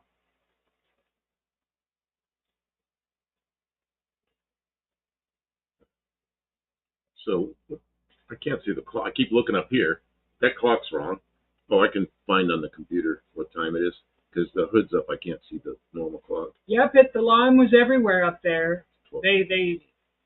And then where they didn't use limestone, they used the what was the stuff they after they dumped the lime into the iron, the garbage all rises to the top, and then they bust it up and they dump it with the train cars, and that was mill slag. And they dumped the mill slag. You know the big old train trestle bridges, the wooden train trestle bridges? Well, around after World War II, they were worried that, the United States would get bombed, and railroad infrastructure was very important. So that in order to protect the railroad infrastructure, instead of leaving those big trestles, they had train cars that were specially designed to dump the slag out the bottom. Oh. And they would drive that hot slag out, dump it down into the trestles, and it made huge, huge slag piles. Mike N knows about that. He put slag. See, and then Dean Stevenson says, I'm all K'd up again, Kimberly. Good job, Dean. Thank you, Dean. Oh, he does nice things just for me. Maybe you can make the K this way. I didn't get the Kimberghini thing at first, but at this point I just really like it. It's sweet. You can have it this K this way or K this way. Can you do the K this way or this way? See, now he's got to go figure out how to do that.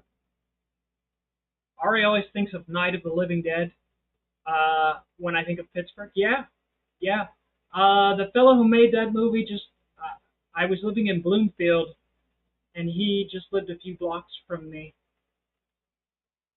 Real famous horror movie director. I never met him. He put the lime in a coconut. That's not the right kind of lime. Man, I remember that song so well. I had a friend, and he's passed away now, but he's always running around. He had a couple of different cars. He had 57 Ford, because we all group I hung out with had 57 Fords, and he had a big backwards door opening Lincoln, like a 61 Lincoln Continental. But he always had that song playing loud. Put the lime in the coconut, drink a boat up. Put the lime in the coconut, drink them both together. Who was that? I should know who that was. That was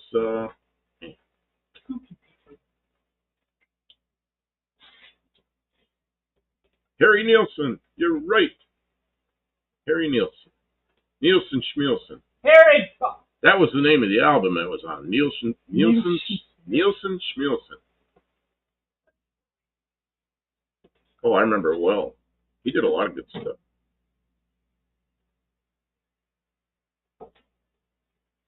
So what are you doing? Just leaving it partway apart? Leaving all that? I'm actually preparing for a video. A video. Video. Oh my God. Oh my God. What's wrong? Tavo. What? What did you do? He made it upside down and backwards, and I gotta turn the whole screen over. Let's give him something to talk about. Don't hurt the old man.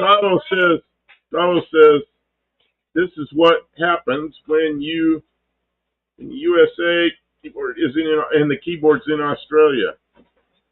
So your keyboard's upside down. And that's how we got. So you guys type with the keyboard upside down so we can read it? How did you ever do that? I didn't know you could do that. That's amazing. Kim, did you see that?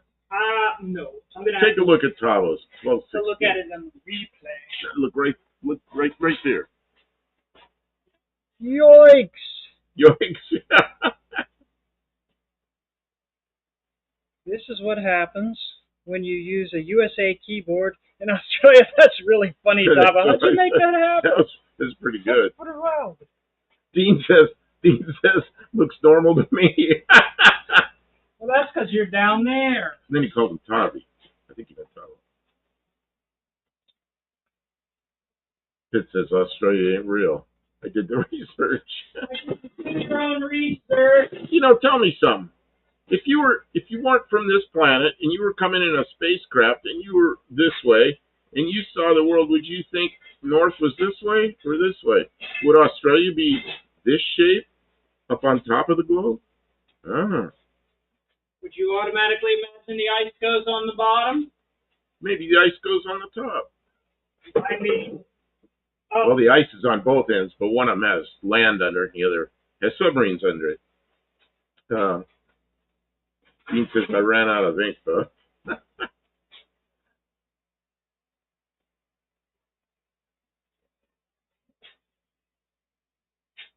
That was part of the deep state. I thought you were going to say the deep south.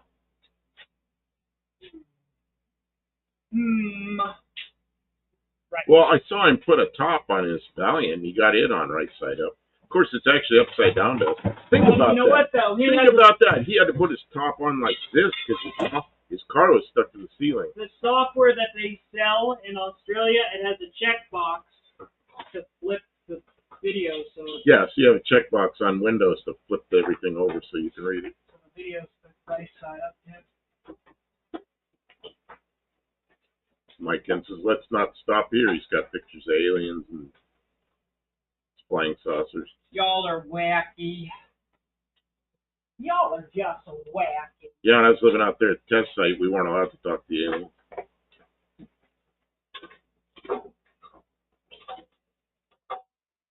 Of course, they didn't talk. We just knew what they were saying. Kim was going to get upset with me now. Get yourself in trouble. You know the rules. They just stare at us from across the way and like you knew what they were saying.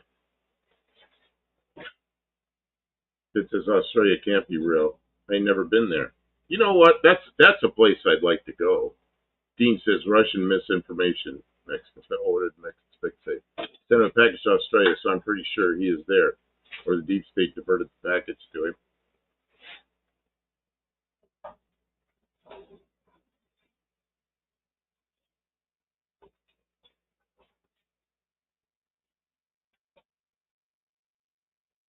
Retrospect says I'm watching the show Resident Alien is getting more normal. Ari says I did that didgeridoo video.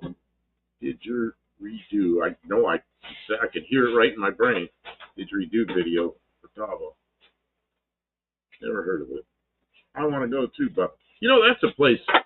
Yeah, the only thing I don't like about Australia is I can't own guns, but I guess I can own cars. Aren't there problems in Australia with engine swaps and number of cubic inches and stuff, and that's why so many people have superchargers? I think. I don't know. I heard something like that. Maybe Tavo can fill us in on that. Yeah, why do they only use 6 cylinders, Tavo? What's that about?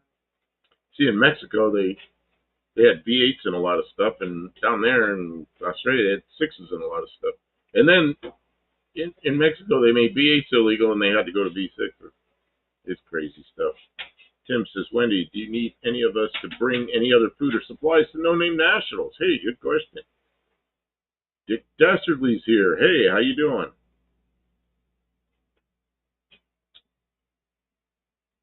Pitt says, I loved Wentworth. Wentworth, like Whitworth? Like the crazy bolt sizes?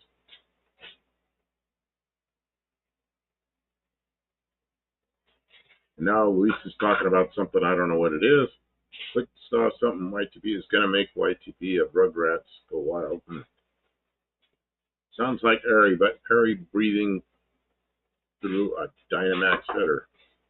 Harry says, when is No Name Nationals? I believe well, it's like the third week in September. I'm going to have to look at the dates. Stand by.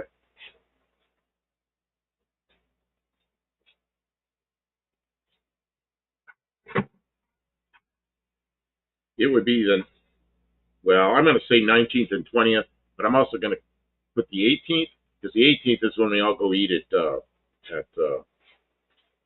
what's the name of the place? Can't pull names up. But anyway, it's the night of the 18th that the police there allow us all to drive our drag racing cars downtown to go to what's the name of the place? You keep saying it, and it's confusing me. I know, and I had it on my Landers. Lambert's. Lambert. There you go. That's close. So Thursday They night. guessed it, or did it? The 18th. No, you got it. 18th is when we get there, and we always get there the night before that, so we can spend all day on Thursday there and work on cars or help or do whatever, and then we all go to the car show and the dinner at Lambert's, which is that's an event in itself. So I don't want to miss that. And then Friday, Saturday's the racing, and Sunday morning people are pretty much clearing out of there. Yeah. Well, when are they doing awards this year? Well, they do that usually Saturday night. So I'm assuming it's Saturday night. Yeah, it'll be the same. Let's see here. Oh, it says Australia tend to stick with straight sixes because that counted in taxes. And I'm not sure. Talos says we can own guns, but just have to buy them on the black market, like the criminals who we can. That's what happens when they eventually when they make guns illegal. Is only criminals will have guns. Let's see here. People will only own illegal guns. Dean says Adam Lamberts.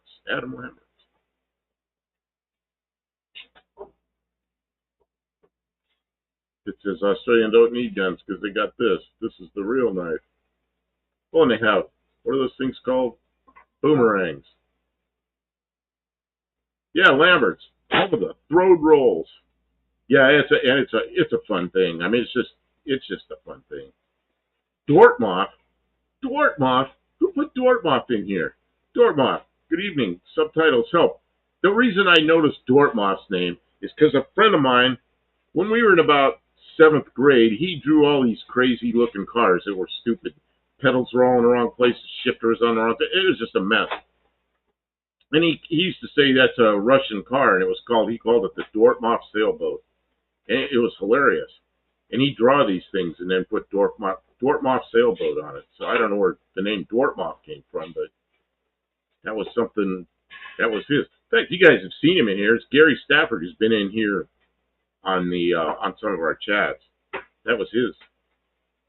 In fact, that's who it is. I look up there. It's him saying it. It's David Stafford, I think. Is that who that is? I'm trying to see the picture.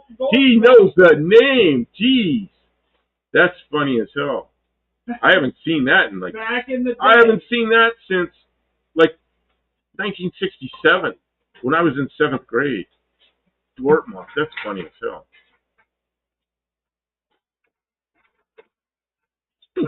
Is that you, David? I can't tell if that's David or Gary because the picture's so small I can't tell which one it is. Dormoff, So Dormoff. It's like I thought I know who that is, and I thought, nah, somebody else came up with that name, and then I looked at the picture. That's after I tell the story. I'm gonna need you on set pretty soon. Mike N says dropping is not an option at Lambert's. Oh yeah, we drop them all the time. They're used to that. When they throw them in the back of the room sometimes because they're fresh. They grab them and they just boom, they just explode when you try and catch them. You got to catch them like this. Anyways. Who else would come up with that name? Yeah, I think it's funny as hell. The Dortmund sailboat. Oh my God. It's like in my mind, I picture these goofy cars. Well, and what he'd do is show a picture under the. He was like a great artist. He draws just pencil drawings, and always is so good. And he'd have the pedals all mixed up on the floor, so you couldn't possibly drive it. Like the gas pedal in the middle and the brake and the clutch mixed up. It's like, oh my God, how could you ever drive something like that? So David Dortmop is buff, safe to drink tequila with. You know, man, tequila's good, but Do you guys don't drink want? much. Do you guys want to watch the filming, or We're would gonna, you rather? yeah. Should we stay on here while we do a video? See, and then Mexican. How many people are? Are you guys? There's sticking around? 28 people here. Mexican Spec is gonna stay. I'm gonna have to pay attention because he'll chew my ass out because I don't look at the camera. So I gotta pay attention when I'm doing this video. Oh, you know what I realized? I gotta figure Stare out. at the camera. I gotta figure out the sound. You gotta make the sound work because now the sound went back to. Back to the other device. Dick Ashley says just got the TV working, had some sound, but screen went black when I hit play. Loose HDMI cable. Yeah, I hate those things. Mexican Spec's already put it up there in capital letters. Look at the camera, please. Man, he's trying to keep me. Man, I mean, he really tries to keep me straight. He'll get on me about all kinds of things. There's things I won't do. Like I like my LEDs. He doesn't like those at all. But I like them because they're bright. People see them. I'll drive my car in the daytime and people see my turn signals. So I like that. They're not like little. They're like.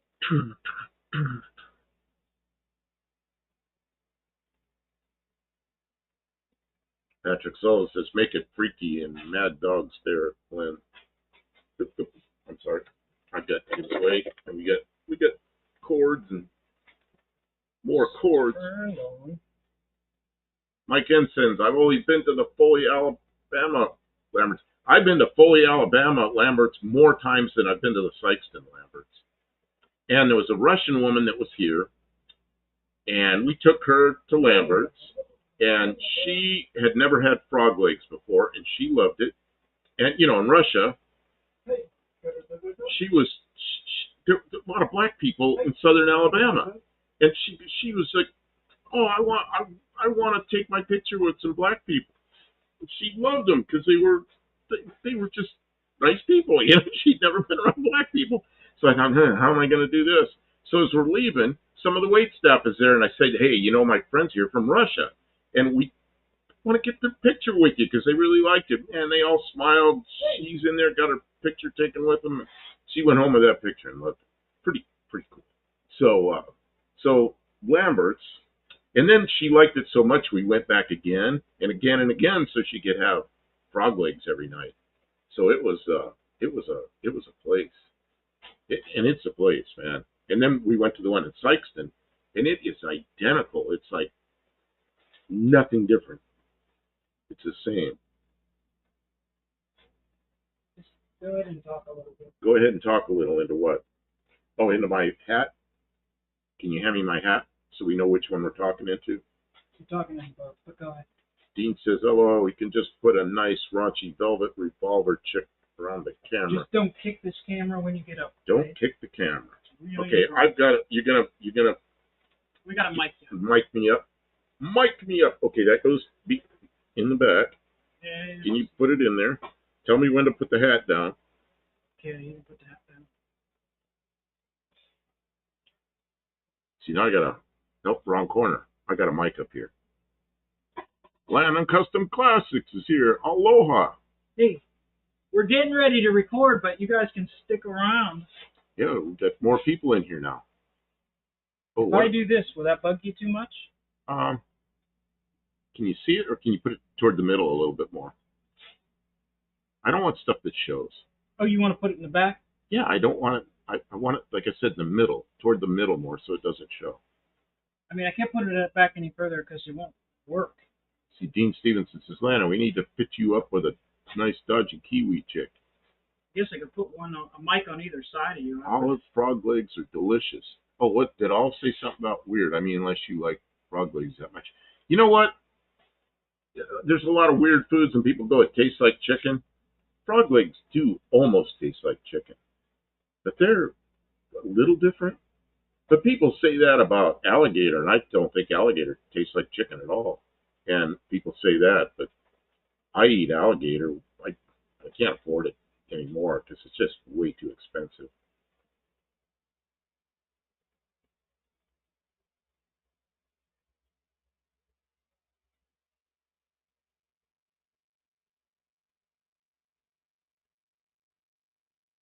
Yeah, this. You know what I found about women in Russia? They either drink a lot or they don't drink, and they don't want to be around anybody that drinks. Because somebody that drinks in Russia, they probably drink too much. And I learned that.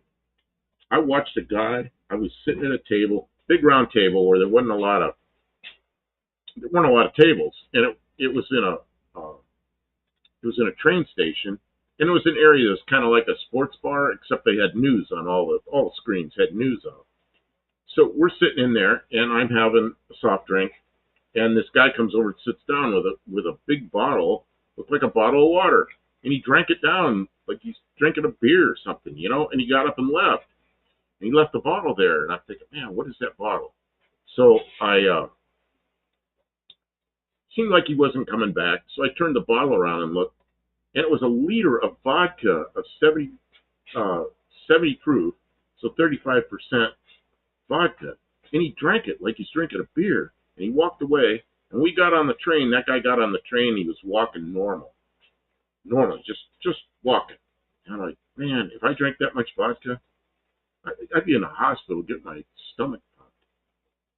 I can't believe he could maintain like that. But he's probably been doing it forever. And he's a guy he's probably about 40 years old. He just that's what he had to drink. Liter of vodka. Gee, Mike, you go frog ging up there. There's frogs outside. When you go outside, they hop away. I try not to bother the frogs here because they eat the mosquitoes, so they're out there now. Mosquito population control. If you walk out the door and look around, you can see them hopping away. Mike, can you go? Oh, I already read that. Also says I've also had gator, and that's fine. Didn't make me crave for more of it. It's fine. See, in the South, they fry it, and it's okay. But I cook it differently, so it's not fried. It's not all this breaded stuff, and I still like it. This one-eyed cat says, my day off. Lee says, Gatorade is my favorite. I have never mixed any alcohol with Gatorade. So, I assume you mean Gatorade. I catch frogs on a rooster tail. Buy some diet food for them. Diet food for them. Harry says, night, Wendy. Oh, Wendy's taking off? I didn't think she was taking off. Night, Wendy. I hope it's not too bad tomorrow. Oh, maybe I missed something she said. I don't know. Louis says, frog? Yeah, they take big legs off frogs. They harvest the frogs and they cook the legs, and they're pretty good. So, Mike says, I used to go frogging as a kid, 10 minutes from my house. See, I've never done that. I've only had frog legs in restaurants that serve it. We used to go out and catch them just for fun. We never ate them. You caught them, but you didn't eat them? No. Or you let them go? Or something? Yeah, we just... Oh, you let them go. One time I fed a lightning bug to a frog that we had in captivity. You fed a lightning bug to a frog? Yeah, and it blinked. Inside the frog? Yeah. Yeah, bullshit. I'm not bullshit. The frog. I'm not. The frog opened his mouth and you could see the green light. No, right through his belly, you could see it. You could see it. Yeah, he didn't eat any more though. He was alive in there. Didn't seem to like it too much. Buddy Carpenter had a cold water bottle with vodka to drink at work.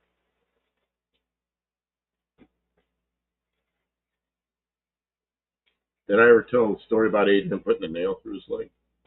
Who? Adrian. my friend from up in Pennsylvania. That's too long if we're going to do something, Yeah. because it's kind of an interesting story. You can't get through. Okay, I got to move a little. I'm trying to move out of your way. Just grab them with your hands. If you're wrestling, it's WF, kill the light and run. Landon says, I don't eat frogs.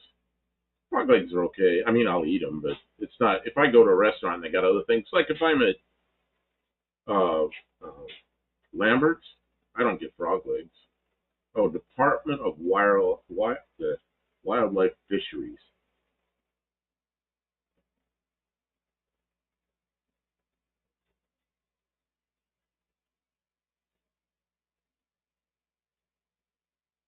Oh, so it's usually most weird things to eat are not as weird as people think.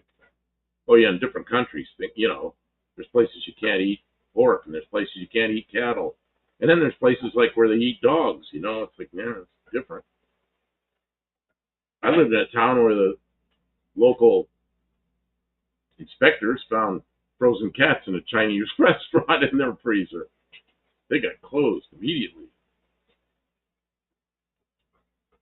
I think they were probably there for the owners to eat, not for the menu, but I guess you never know. This is Mrs. One Eyed Cat. Yes, Pup, I got to go back to work to defend myself. Okay, well, take care. Have a good evening. Okay, commercials. We got a minute while there's commercials. I mean, I'll set them up so they can see what we're doing. Okay, Kim, I have a question. What's your question? Can anybody? No, they can't hear me on this mic. No, I don't have it set up. So if I go take a walk for a minute, and Yeah, there's nothing. I'm not gonna, you're not gonna hear me taking a whiz. Okay.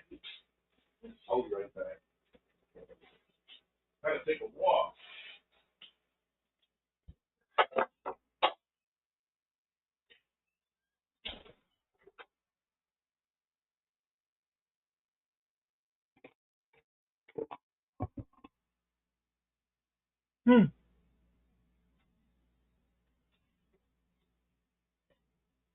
Cat fried rice. I don't know if that's true. Come on now.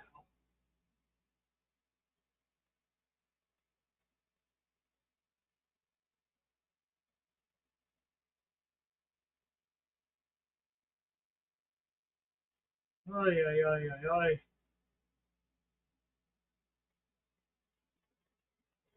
Hedonism's not a thing.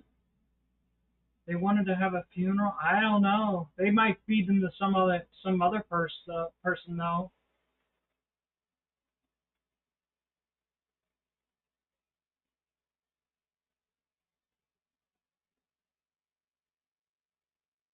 I've had Nutria rat several times. It's good. Not my personal favorite. Jeeples tonight. Yeah, we figured out what was wrong with the Jeep, Kevin. Uh, it's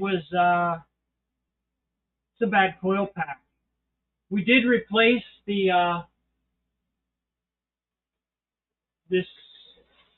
the manifold variable manifold runner controller, and that made no difference whatsoever except to make the code go away. But the coil pack, you can disconnect it and it does not change how the engine runs because the coil pack's not working. And then when I moved the coil pack, swapped it out with a different one, and the misfire followed the coil pack to the next spark plug when I moved it over. So, yeah, we feel confident that the problem is the coil pack. So we have to get one on order, and it'll come in a couple of days. But we're gonna record him talking about it because that's what we have to do. We have to keep making content because otherwise the channel is not progressing in the right way. I think we do.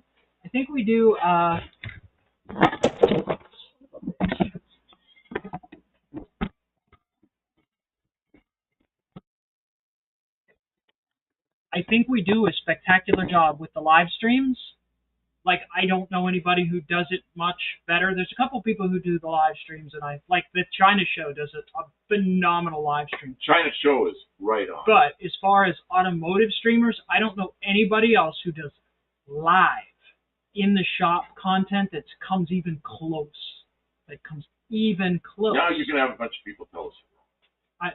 If you know somebody, tell me, and I will try to better emulate what they're doing. If someone's We're not doing a how-to channel. We're just here doing a few things, and it's on camera. well, we have to do the best we can to make the things that we do into. Did you say doo-doo? I did say doo-doo.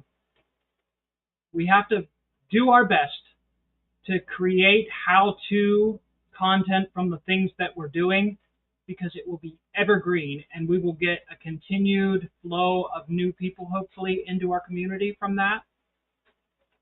Looks like my neighbor's old Jeep Patriot. Well, it is, in fact, a Jeep Patriot. And it is old, but it's a pretty nice old Patriot. But he says we rock the live streams. I mean, if you think back to anything that you've watched, like on television, that's live, it's not live. The only thing that's live is sports. Sports, I mean, but they're investing like millions of dollars into their broadcasting equipment. All this other stuff, the Tonight Show, the Today Show, the morning shows, the afternoon shows, the news, all that stuff is recorded live. They record it in the morning, early afternoon, and then they put it on at night. There's a whole team of people that put it together from what they record. We're doing this. The two of us are trying to make entertainment from that, with the lighting, with the cameras. Oh, the camera's not even on. Watching the chat, talking to you guys as it's going. Like, there's not even good equipment for this. Everything, when you start getting into the higher end equipment, it goes straight to movies. None of it's for live streaming. The only people who are doing better live streams than us is porn, because they have the budget. Oh, jeez. They do. They make money, so they can buy really expensive equipment. Okay, are we going to do this video? Yeah. What I want you to do is... I'm looking into... Well, put the camera on me. Stick this... Put that camera on me. Oh, gee, it's not hooked up at all to you. It won't... That camera on me. Oh. See, because Mexican Spec He's making eye contact. wants me to look in the camera. Well, we have to put that camera up your hoo-ha. It may be the only way we make any money around here. Man, there's cords all over the place. Okay, so what do I do, Kim? What's the plan? We are not alone, and neither are you. Yeah.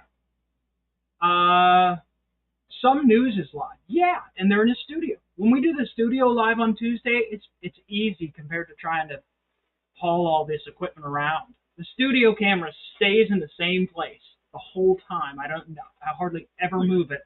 Dean Stevens says that's exactly what Billy Idol said. I don't know what he said. I used to like listening to Billy Idol.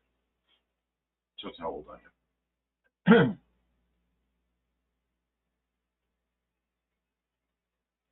Okay. Oh yeah, watching car chases. Yeah, that's something they do live. People want to be famous, so they go out and run from the cops, kill somebody accidentally. So then they're in jail and they're famous. Okay. All right. I'm gonna give you. I have to turn the AC off. It's just too loud. Too loud. It echoes so hard.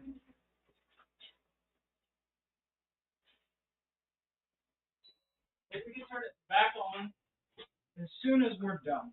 Okay, you need to tell us who you are, what the vehicle is, and What's the point of this?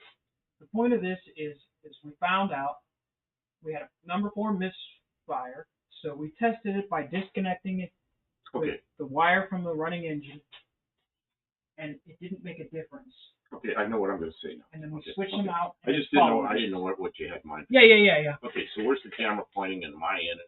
I have to move it right where you normally sit. That's part of why I am going to have to look away for a second or two so I can point to where these things are, but then I'll look back at the camera instead of gazing around at stars or something. You're going to do your best. Do you need me to put like a stuffed animal up here so you look at it like they do for kids?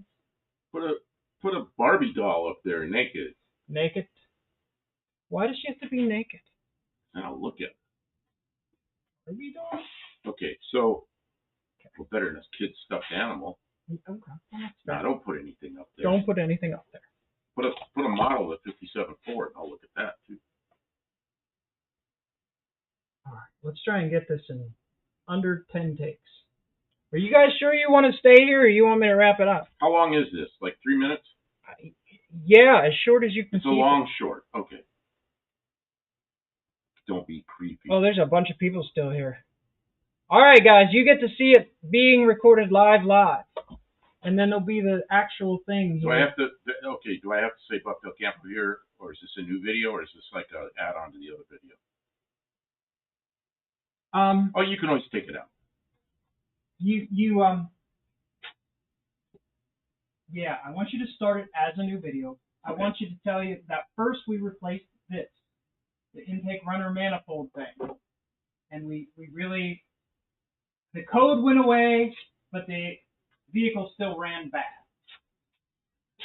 Yeah. That's what my cards come already. Okay.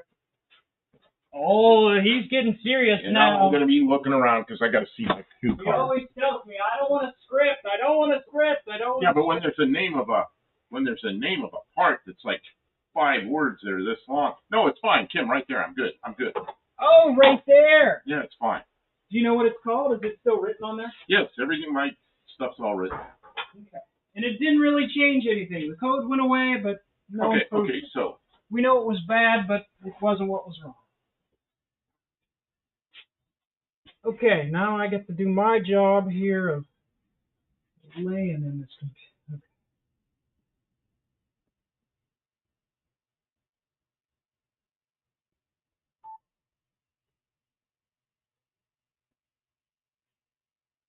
Okay, give me a mic check. Check. mic check. Okay. Check. Looks good. All right, go ahead.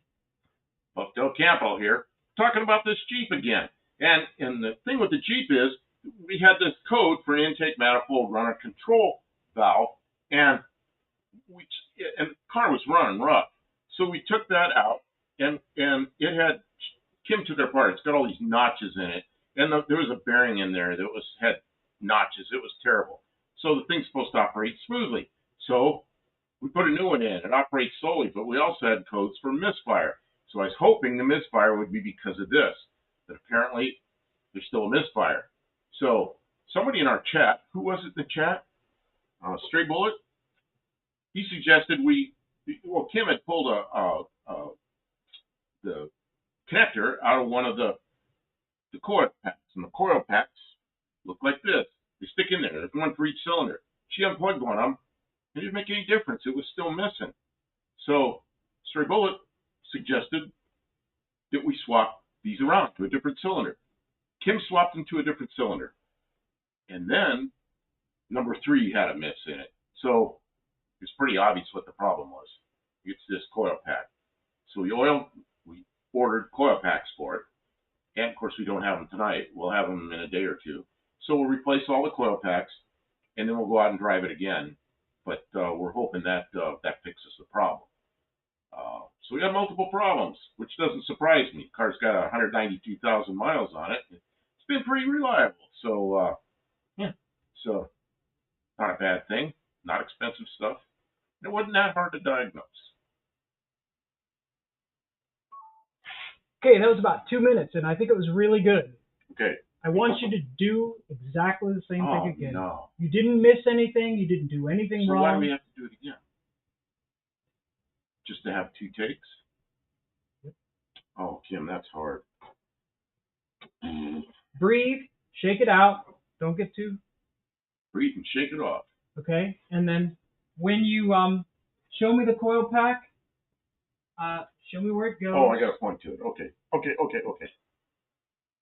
I know I'm trying to stare at the camera, and I'm trying not to look away, but I am looking away. You can look away for a minute, but look right back to the camera. Okay. I'll get better at this. By the time I die, the day I die, I'll be looking at the camera. You'll be a pro, yeah. You go, look at this. Bucktail Campo looked at the camera. Now he's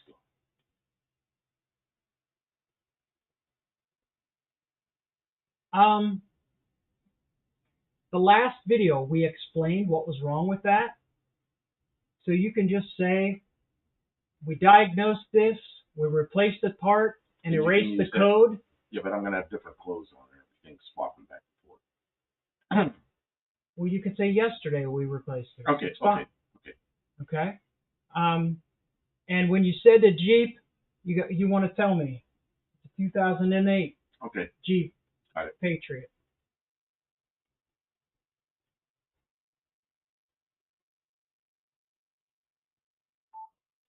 Give me a mic check. Mic check. Looks good. Go ahead. Buff Del Campo here.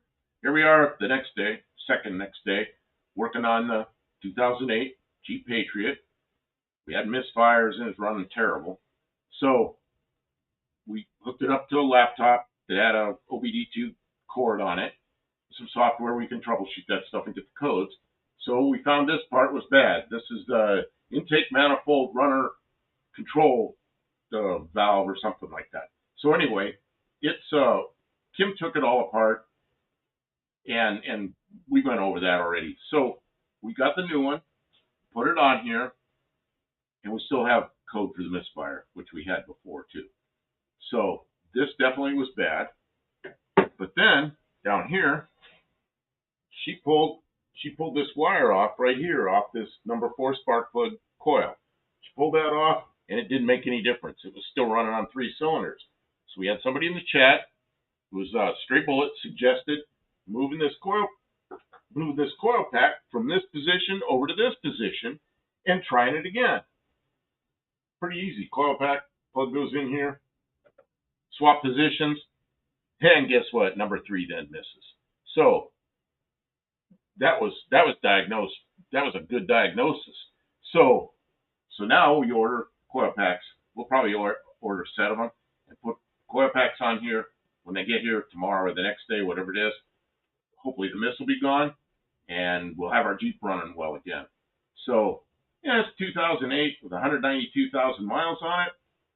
Having a couple of fairly inexpensive things go wrong is not a big deal, and we'll have our Jeep back again. So yep, not that difficult. Okay. I'll watch them both. You got 2 takes, and you can. I'll watch them both. I'll verify the sound. I'll verify, the zoom and everything. And I had to look away. Sorry, because I couldn't remember the name of that part. No, I think it's perfectly legitimate. It would be weird if you just stared straight into the camera the whole time. I had to look at that thing and cheat. Oh, I got to do something about this. You could take your microphone off.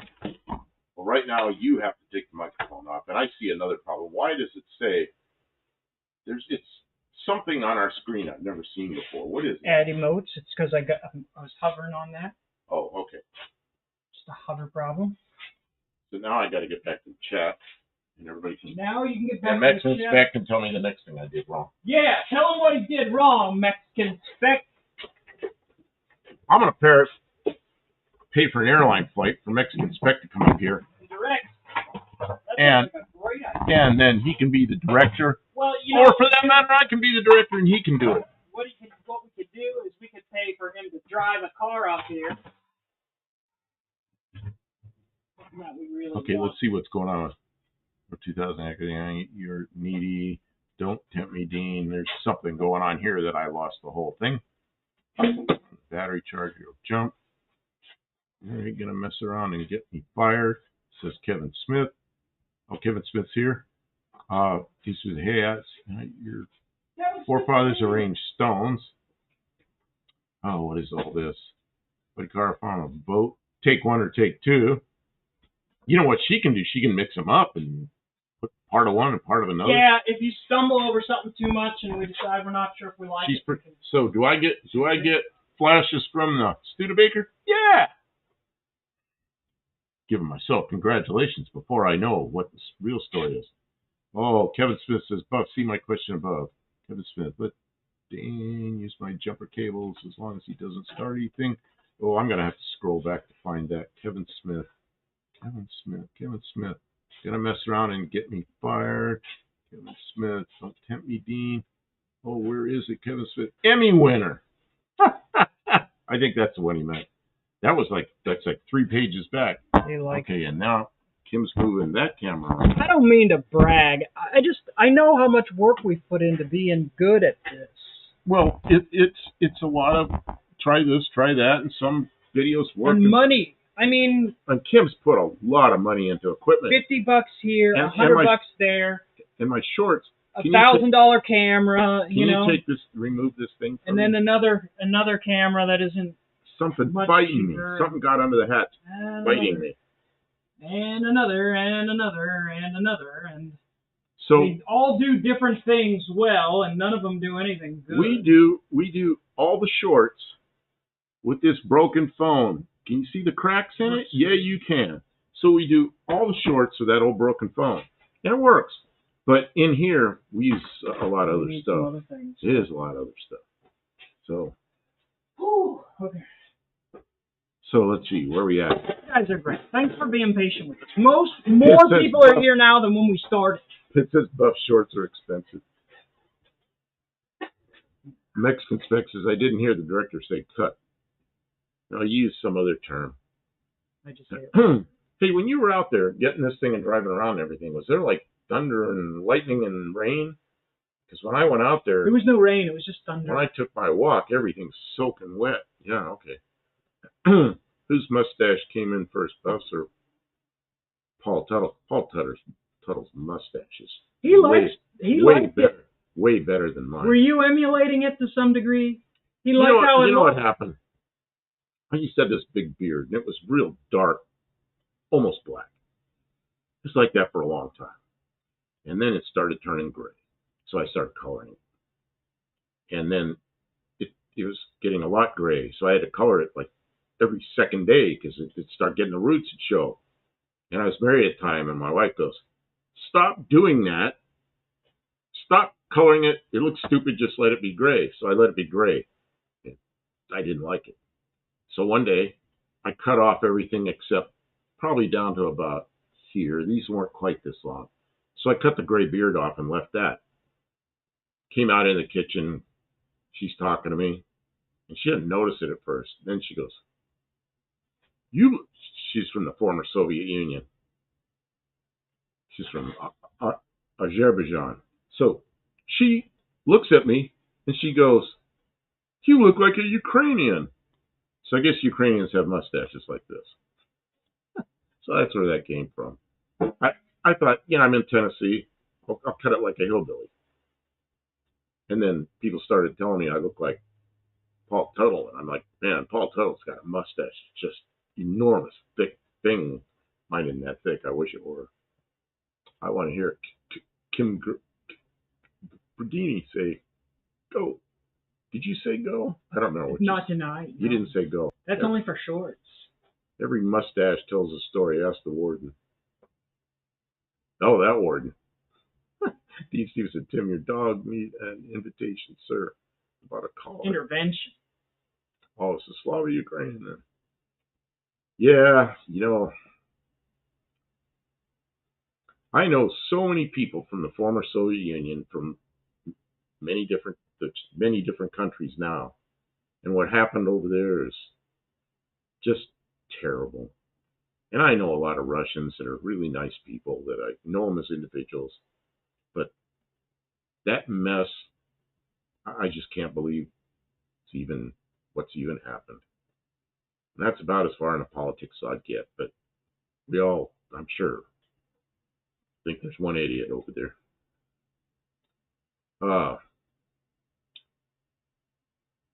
Spies. I don't know any spies.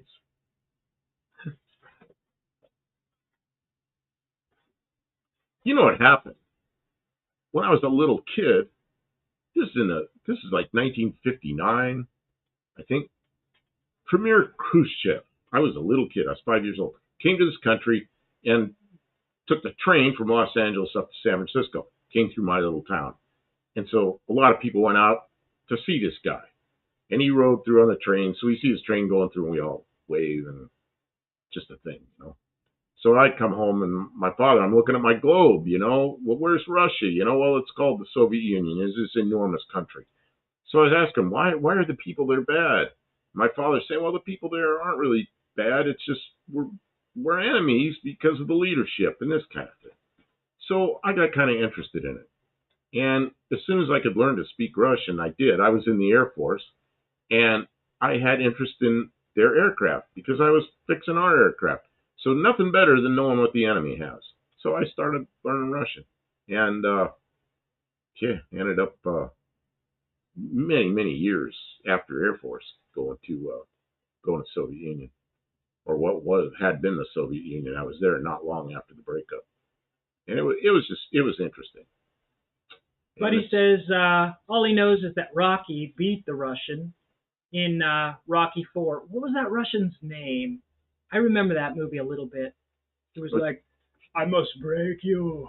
You know, if you want to lose a game, never win against a Russian, play chess. They'll win every time. Know, huh? They win every time, guaranteed. Mike says his sister-in-law married a few Bulgarians to get them into the country. I'll be darned. Who said that? Mike N. Mike N. I have helped. I have helped immigrants come into this country, and it's kind of. Well, your ex-wife was an immigrant. Yeah. So you got to you learn the system and you learn how to do it properly, so they're allowed to be here and they can become citizens and all that kind of thing. So I don't think they let you do that right now. But well, not from Russia, but other places. So I got good at it. Dolph Lundgren. Yeah. But there were two people I helped get in here, and after they were here for a while, they didn't want to stay. They had jobs where they'd come from, and they weren't happy here because they didn't speak English, and they were older people, and it was going to be a big struggle for them, and they wanted to go home, so they went home, and that's going to happen. But I know the process. If anybody wants to know the process, I'll help you with it privately, not on here, but it's going to cost you a little money for some paperwork, filing fees, and some time, and you have to make enough money that you can support the person for a while. Or people. So when somebody starts getting talking about immigration, help an immigrant come in, sponsor a student from somewhere or something. Dean, I'm not going to read his comment necessarily, but the internalized hatred, phobia, is just terrible. Just get some help, therapy. It'll be okay. Pitt says the film was released in the third world where Drago won. I did not know that. That's crazy. They were like, the ending would be better if the Russian did kick Rocky's butt.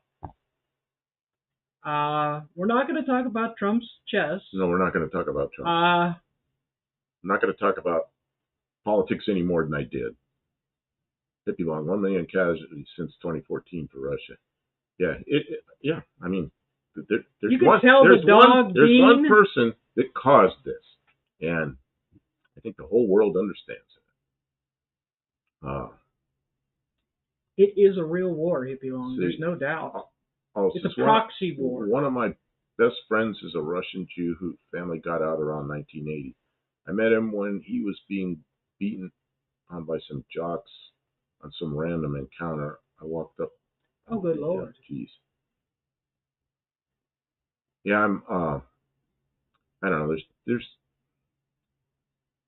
You're gonna find in the world what I found is lots, majority of good people, and there's a few haters and a few people that aren't good. Really awful people. And they happen. Sadly, it happens.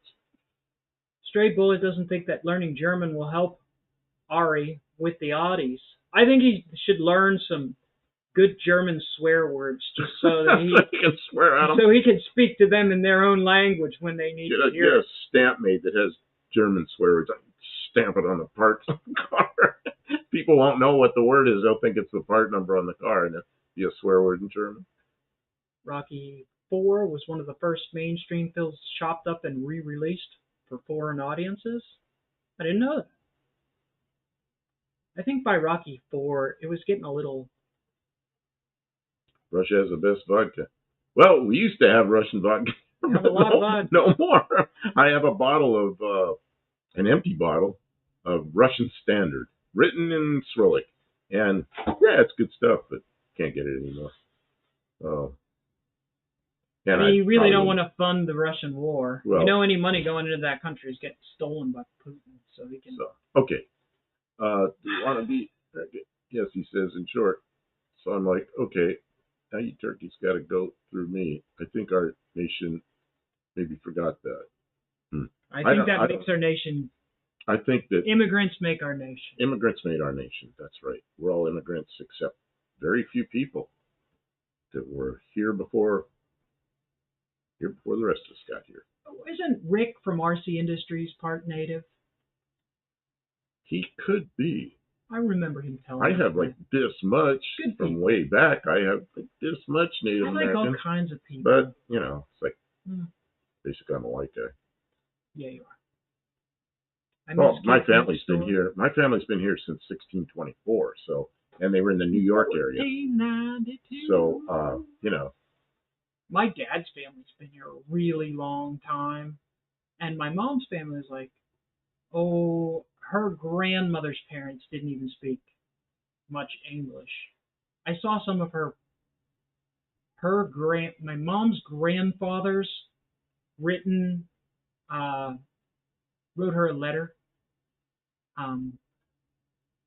So I got to see that. His English was broken even in his writing. so Ari says Pop's an immigrant, been here since '76, and he still has his accent. So, did he come from Iran? I guess I assume you're Persian, so I assume maybe he came from Iran. And that was back when we were all friends with Iranians. I remember in school in the military, and we had Iranian students there, and that was in '73. But they were learning jet engines just like we were, but we were separated. We weren't in the same classes, but we were separated because they were learning in what language they speak in Iran, Farsi, I assume.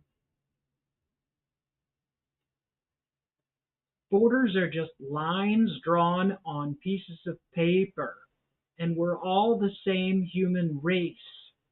The So sooner we can get over ourselves and act right, the better off we would all be. But it is a difficult road because thousands of years of war and oh, he came from Tehran to Long Beach. Well, that's cool. well, Yeah, and I assume he became a citizen, and then you're here because you're born here. You were born here? Yeah, you're a young guy. Yeah, of course. Josh Holman says even the Indians came here from somewhere else originally. Or It's interesting. or there's theories that it started here and went the other way. It is possible. I think genetically they don't. But it is really interesting to hear some of the theories and historical stuff. I really, those are some of the AI. You know how sometimes an AI video, slideshow, BS video will suck you in by mistake? Those ones I actually get curious and I'm watching them, and then I realize like they're not going to tell me anything. They're just going to read a script. Crap.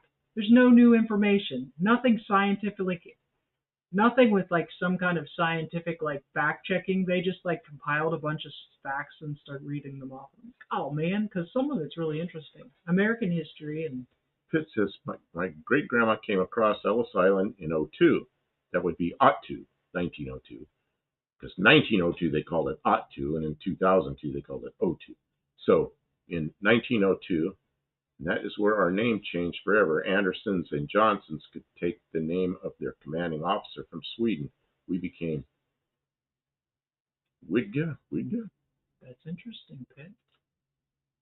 Rick is like the most white native I know. I don't know. There was a guy I knew, and like two guys, they're brothers that I knew in Arizona, and they're both from the local tribe there, and they both look like white guys. But one of them lived on the reservation, but they all both worked out at the site, and they were every once in a while somebody, because this guy was in charge. Every once in a while somebody would say, "Okay, chief," and go, "Wait a minute, that's a slur," and then he'd laugh because they're calling him chief. But he just looked like the rest of us. I don't know what he looked like. We all kind of just, it's every race, everything, everybody. We all just work together out there because that's kind of how the military is. So you get a bunch of competent people in their jobs and all that stuff. You just forget it.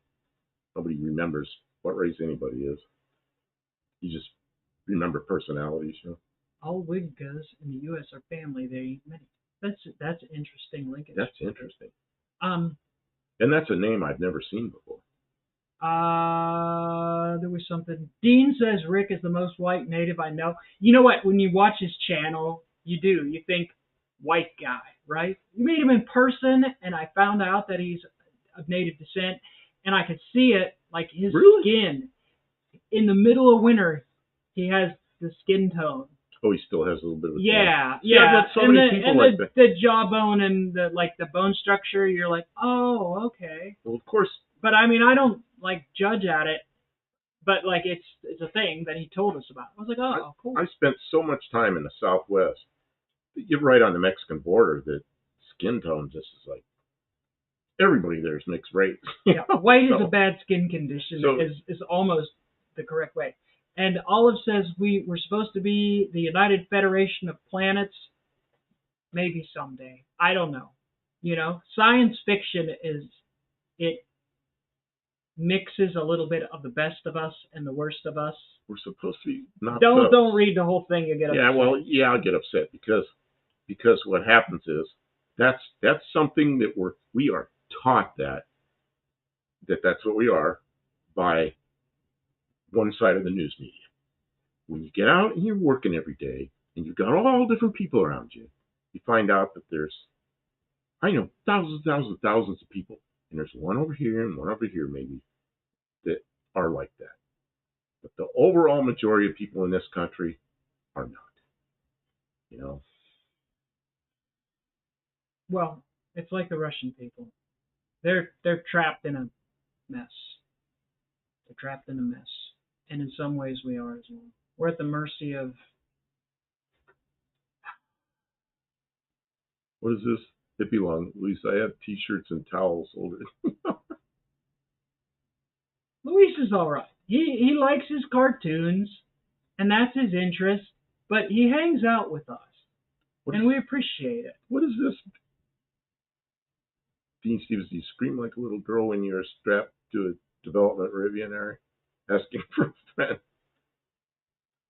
Oh, says I was talking about my real schoolyard, but if I knew that we were supposed to be, I was like 12. Yeah, I don't know how old you are, but I know that throughout my life, of course, I grew up in Southern California or Central California, and every race was there, and a bunch of little kids.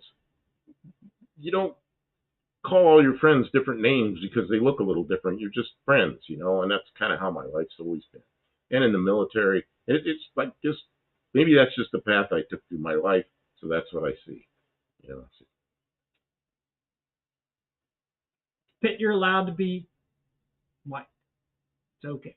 So anyway, it's okay. Yeah, I think we just move forward.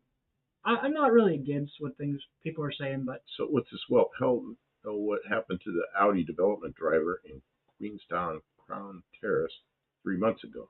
I don't know where that is. Yeah, we're the cool kids, Pitt. We're okay.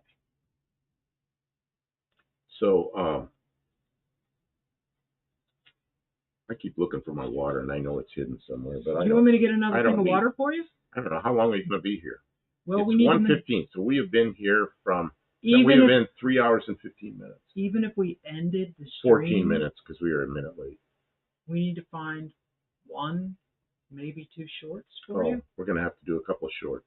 Do you have shorts for tomorrow? I don't think you do. I have one. Oh, Mike Kent says San Jose. No, San Luis Obispo. If you can't think of one, then we'll just make it tomorrow. But I'd like to make one or two if you can.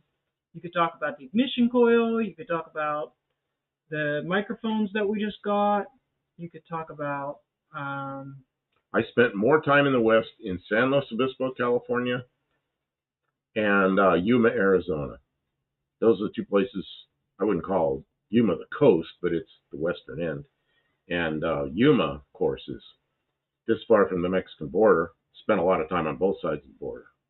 So, Kim, we have a bunch of stuff for the air conditioning coming tomorrow or maybe Saturday. Oh, did you order stuff for me? Yeah. Yeah, we're gonna do She's an buying me stuff for my car. We're gonna do I'm an buying stuff for her car. R134 conversion. We already have the new compressor. I've got a new one of those electric clutches coming in case the one that's on there is bad. We don't know if it's bad or if it's just the compressor that's bad. I've got new hose. It turns out refrigerant hose has a special barrier inside to keep it from reacting with the refrigerant. We bought the refrigerant. We have the gauges. We can rent from the O'Reillys. We can rent their vacuum pump, or we have a vacuum pump that you said it's probably My vacuum pump has about done its service. pumped for so many years. It's just So doesn't work I very think well. yeah, I think we're gonna get it going because it is like 90 above 90 degrees here and in the sun, and like my van is the only one that has a working AC and it's barely hanging on. This Jeep, the compressor is seized, so it needs a compressor. It's got a charge in it, so it doesn't leak, but it definitely needs a compressor. Um, but we were going to do the Z sled. We got the parts coming. I'm running out of money, so I don't know if we're going to be able to do some of these other vehicles' air conditioning. But the Z sled, I already ordered the expensive parts, so Well, that's cool. I'm looking forward to it. Harry says, I love Central California. I'd much rather live there. I lived in Paso Robles for a while. Paso Robles is 30 miles north of where I grew up. And my father and mother moved there, and my mother passed away not too long after that. But my father lived there until he was 91. And my stepmother, my father remarried, married a younger woman. She was 77. But she's probably watching it. So it's funny. She ended up moving to Clarksville, Tennessee. So she's here now. And we see her often. So, yeah, Paso Robles, it was okay. Think with Paso Robles, just like everywhere in that part of California, you run out of water. Water's a commodity. Unless you have a good rain year, it's tough there. So, Pitt Snipe says his mama gave him an air fryer for his birthday. He's reheating Pizza Hut, and it smells glorious. That sounds like a perfect thing for an air fryer. It would, instead of getting all soggy like in the microwave. I know I'm kind of covering something Go here ahead. that's so different. Move on. Hippie Lawn says Paso Robles has like 100 new wineries. It's nuts. Yeah, and that is part of the problem with the water problem, because they've always had a water problem in Central California. And the new wineries, they bring in a lot of business. So the local politicians have allowed the wineries to have all the water they want, and the poor people in town are limited. And it's just California politics. So yeah, lots and lots and lots of wineries. And yeah, I don't know. I guess that's the way it is. So if you like wine and you don't want to leave the U.S., go to Paso Robles. Go to their wineries. Olive suggests that Harbor Freight has vacuum pumps for what used to be $50. Yeah, but if we borrow the one from O'Reilly's, we buy it, use it, and we can return it. And that's like their tool loaner program, is you pay for it. So if you don't bring it back, it's no loss to them. But like it's a loaner, so it's a much better model than you'd get from Harbor Freight. So it should do a better job. And it costs us nothing. And the O'Reilly's is like the nearest auto parts store to us. It's just up the way. Stray Bullet says, and he said Hinterliggett, but it's Hunter Liggett. Okay. And Hunter Liggett is an Army place where they do a lot of R&D, and I've worked there. I have gone up there and worked at an airport, small airport on Hunter Liggett. It was kind of fun because I was close to my father, and I wasn't living there at the time, but I get to go see him because I was going to work at Hunter Liggett. So I know that area real well. Lewis is number 2? Well, he keeps talking. Why is he only number 2? The air fryer has to earn its space because he has limited space. He's living in an RV. Oh, an air fryer versus toaster oven. We have a toaster oven, and I think I like the toaster oven. An air fryer does a better job with like some tater tots. I don't eat a lot of tater tots. I went to Oregon, and most hotels have a microwave in the rooms. This hotel didn't have a microwave in the room. So I needed to heat stuff up, and I eat a lot of stuff on tortillas. So I went to Walmart, and I bought the cheapest toaster oven that was there, and I figured I could just keep it in the hotel and heat the tortillas, and basically it was a throwaway. So I don't know what I paid for it. $19? I don't know. And it was the time I drove out there. So when I came back, I brought it home, and I set it there in the kitchen.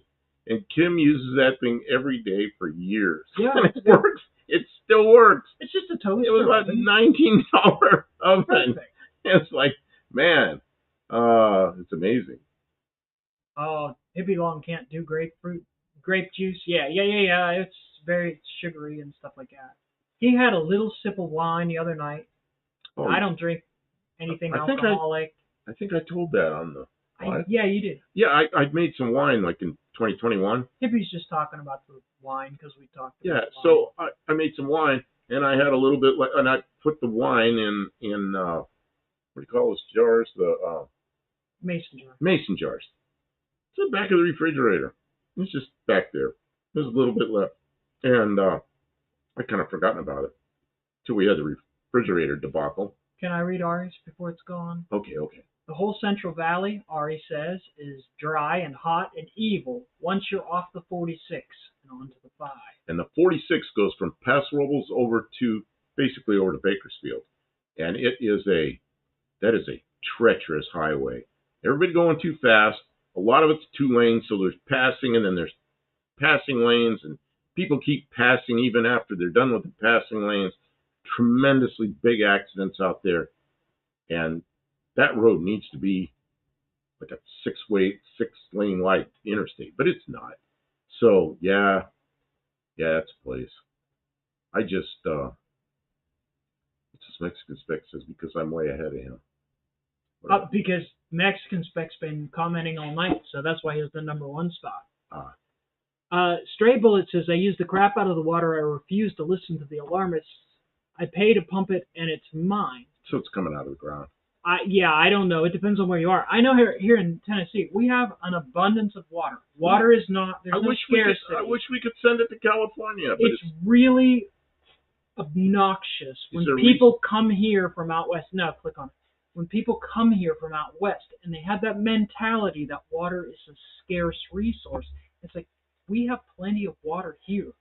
Like, it needs managed appropriately, and we want to keep it clean. But there's a lot of it here, so you can use it, and like they don't get it, and they think it should be more expensive, and they think it should be more restricted. And it's like, leave us alone. We have water. We don't. There's other things that we don't have. There's other things we have to worry about. The water is okay here. Just let it go. Let us use our frickin' washing machine without a stupid. We have to pre-fill the washing machine probably because the bucket's putting water in the washing machine. It was built to meet California water regulation, so the stupid thing does not work properly. It won't actually clean, so you have to trick it and add more water. It's a pain in the butt. So, anyways, you can't even turn it off, the water saver, like you just switch or something. It says my toaster oven is now a bearing oven in the shop. Oh yeah, that works. Sounds like a good thing. Yeah. Hippie Long says James Deed died on 46. And later he says outside Paso, yeah, it's in a place called Shalam. And that's how it's pronounced. I know it doesn't look like Shalam, but that's how it's pronounced. I'm going to bring the barbecue grill, the one that we cook on, up here some night. And we're going to heat up those. The one with the... Oh, you know what? What? We got some extra propane. We got a lot of... I know what we're going to use it for. What? The barbecue. Oh, man. We got way more propane. We got a bunch of propane. We got a bunch of propane. So yeah, we'll use it. Stray Bullet. I live about 2 miles away from one of the first mercury mines in California.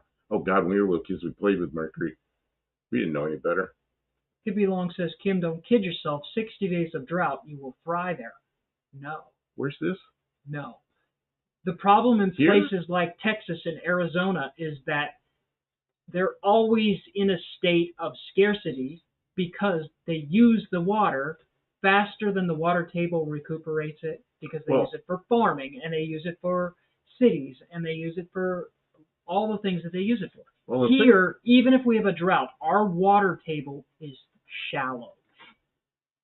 Shallow wells stay full year-round. When we have a drought, the shallow wells can go dry, but the deep wells do not go dry. It has not happened here last in year 100 years. last year was a season where we didn't have a lot of rain, and it's just we had a lot of water. We still had rain. You took the propane setup from Tony? We did. Well, no, we didn't take it. He forced it upon us. I said no, and he goes, take it. And yeah, Kim goes, yeah, we'll take we it. said, we don't know what we're going to do with it. He said, take it.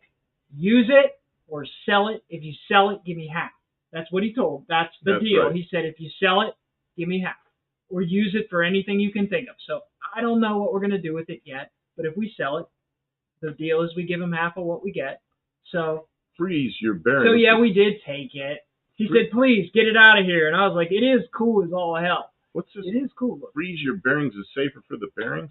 If you freeze them, they get small. You want to fit them over the top. You got to freeze the shaft. You got to get it over the top of the shaft. And when we in the Air Force, when you're putting bearings like these big roller bearings on a shaft in a jet engine, you can't touch the bearings because that contaminates them. So you got gloves on, but you heat the bearings in warm oil and you make the shaft cold and you drop it on there, and it's never coming back off.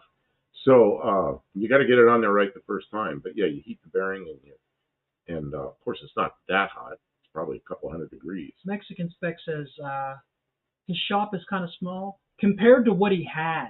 The shop that he had that we were going down to for a while was huge. His shop is probably new shop. Probably 3-4 times bigger than this shop. Probably 3. At least 2.5. At least 3, and then he's got a room in the back that's he's air got the conditioned. little office in the back. So yeah, it's pretty nice. Yeah. I mean, Speaking his other shop was huge. Oh, that's why it's getting warm in here. It's 84 degrees. He's got cars in there and everything. He's got nice parking there. It's a nice little sunny spot. I think it was a good move for Tony. He didn't need the overhead of that big shop. I think it was expensive compared to where he's at now. Yeah, I think it was a good move. Shop's kind of small. I think he's trying to downsize so he can take care of Kathy a bit. And that other shop he had, the big shop, that was like over $4,000 a month for rent. It's like, holy crap. I don't think you should tell people what. No, that's what shops rent for. I don't know what the rent was, but I know from square footage. Actually, he never told me what it was. I just know what square footage goes for around here, and that was an expensive place, So. Heating can ruin temper if you do it wrong. Yeah. There's a temperature that's good, and then beyond that, you damage it. Yeah. You'll damage the hardness and stuff like that. Oh, right now, I can feel that air conditioning already, all the way over here. Yeah. So what do you want to do for shorts? I don't know. It's on you. It's on me. Pitt says scarcity is a false paradigm utilized by authoritarians to control the masses. That's kind of political. I mean, I don't think that's political. That's more out in California. It can be. Yeah. We did have water problems.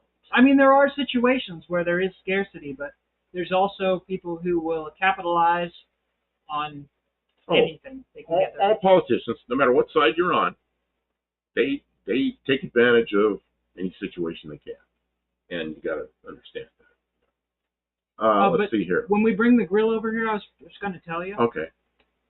I need the barbecue grill, and I'm going to take those half manifolds, and I want to braise metal on the. I'll show you. I'll bring them over. Okay, I know what you're talking about, but I don't know. They don't. I know. Okay. Okay, Luis is taking off. Take care, man. Thanks for being here.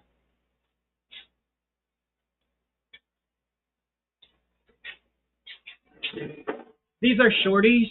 They're regular cast exhaust manifolds for slant 6. I've got 2 of them. This is half of them. And there's usually like this big, fat heater box, and they join together. Well, what I want to do is I just want to braise a regular mild steel to that, and then I can weld to the mild steel. So I just want like a piece like this. They can't see, like about yo long. It can be overlapped and brazed, and it won't. So what do you want? Crack, but you want to heat the whole thing up. Do you want to put a flange on it, or what do you? Yeah, and then I can weld to it. Or bolt. Bolt? Well, no. I said like a flange, and then you can bolt anything you want there. Right. But I want to braze something with mild steel so that I have something to connect to. Because working with this cast is not so good. But it won't crack if you heat it up, and then maybe I'll get a bag of sand and we'll bury it in sand so it can cool down real slow. So Oh, it it'll doesn't still crack. it'll still cool off. That's a lot of mass. That won't cool off too fast. Yeah. Yeah, yeah. You don't.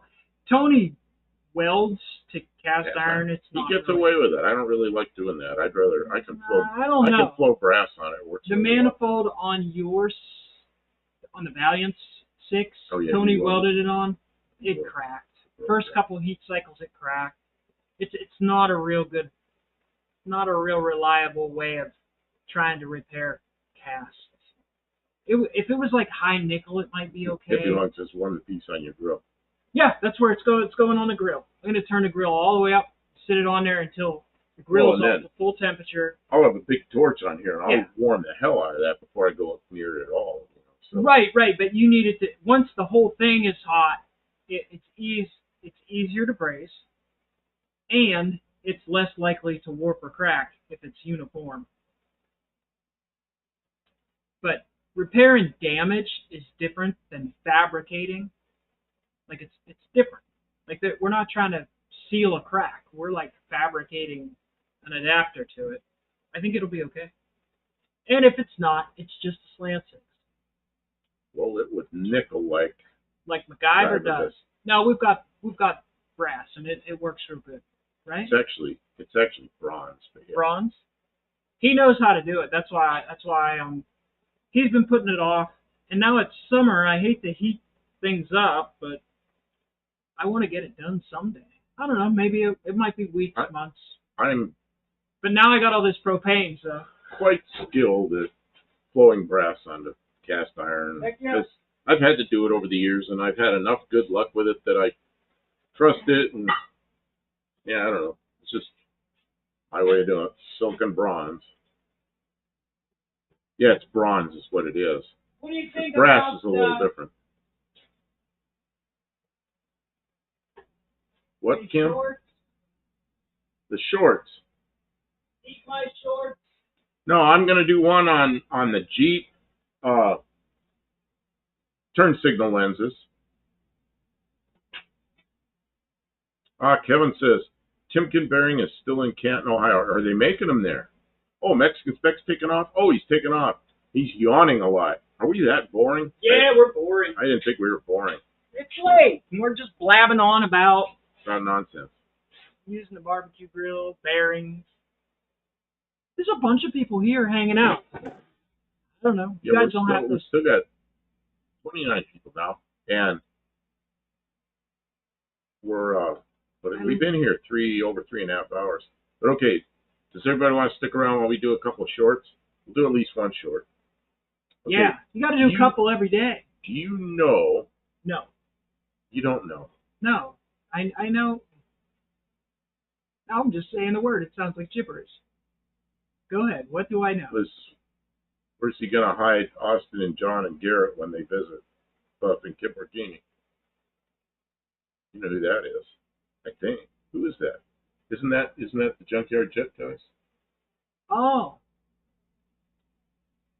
We see, you know where we see them? Every year at No Name Nationals. Pitt says Timken, SKF, NTN, and FAG are all sourced bearing from around the world, but their specs are tight. You know, that's what I found too. There are things made in China and other places that if they have somebody from the company there that understands the quality control, you can still have good parts. But then sometimes they don't have their own quality control, or it's a place that has some other name on it that's not one of those names. Oh, Tim's dog came back. Can you I'm going to ask you, I know you don't want this question. I want to have one of the lenses for this. And I know it's hiding out somewhere. In the car. I think it's in the Jeep, but I'm not I'll sure. check the back seat. And if it is, then I can do the short about it. I got this bright green shirt on. I'm sorry. I just grabbed a shirt on the way out here, and I jumped out of the shower. I always get a shower before live. I shave, and I get myself cleaned up, and I grabbed a shirt, and it's kind of bright. This is the shirt. I have a lot of green shirts, all different shades. Cannot wear them on Tuesday night because then the green screen just disappears, and I look like just a head with no body.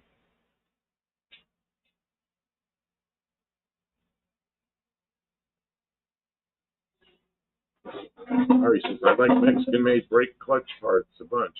You know, just about everything made in Mexico is pretty good. I haven't. There's people that hate Mexican stuff, but, you know. And, of course, if you live near the border, you understand that lots and lots and lots of Mexican people are over the border spending money in the U.S., and we're spending money there. I mean, you know. And as long as people come in, they can come in for a day or 2 days. I don't know what the limits are, but they can go back and forth across the border without any problems. The problems are people that come in and overstay somewhere. But there's thousands of people that are back and forth across the border and go home, you know.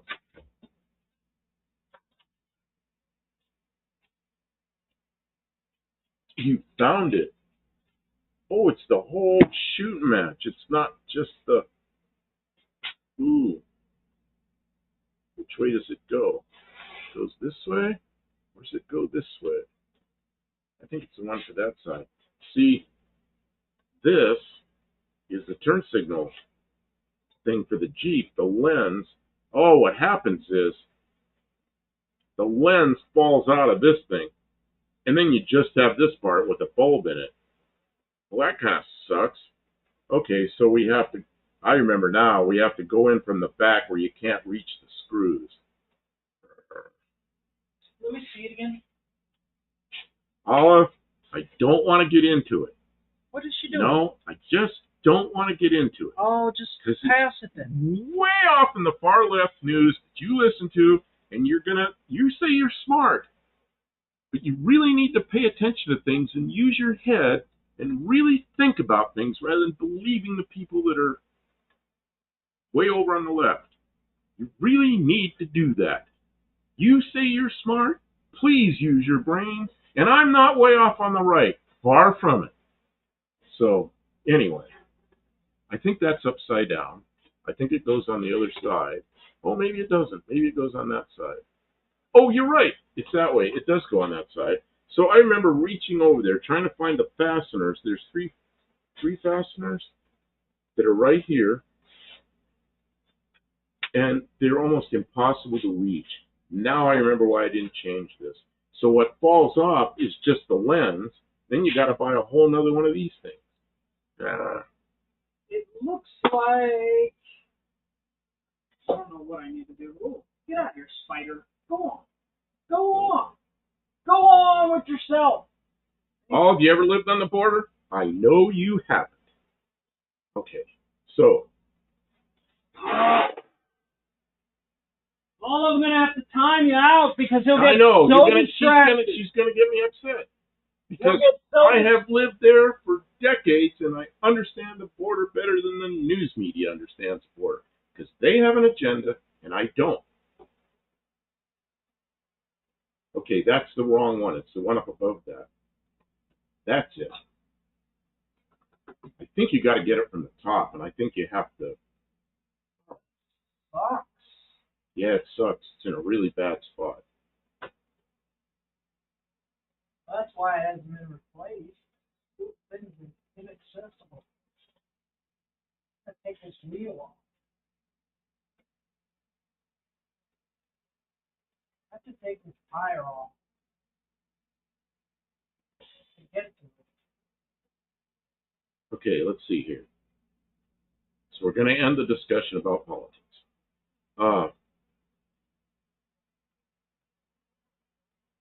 You believe I have a few agendas? I don't have any agendas. It's really hard to get him to make an agenda. No, because I'm done with it. Yeah, move on. Okay, what are you trying to do from down there? In order to replace that, I have to remove this wheel and take out the inner fender. Oh, I thought we could get at it from the top. There's no access from Okay, the top. because I can reach it, but I don't think I could get a screwdriver on it. Nope. So I don't know if you want to do a short about that right now, but it's okay if you do.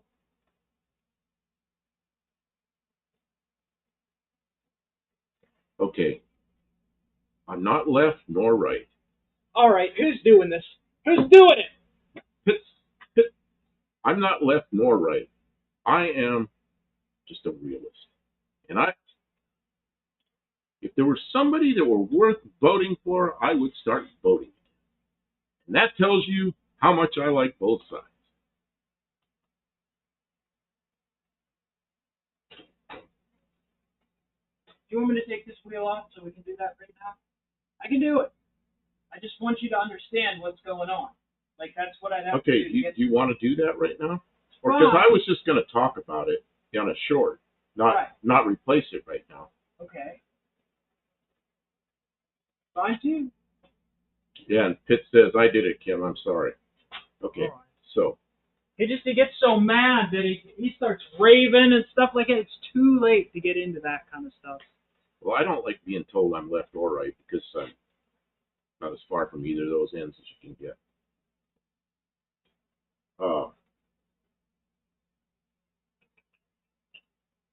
Okay, so are we going to do a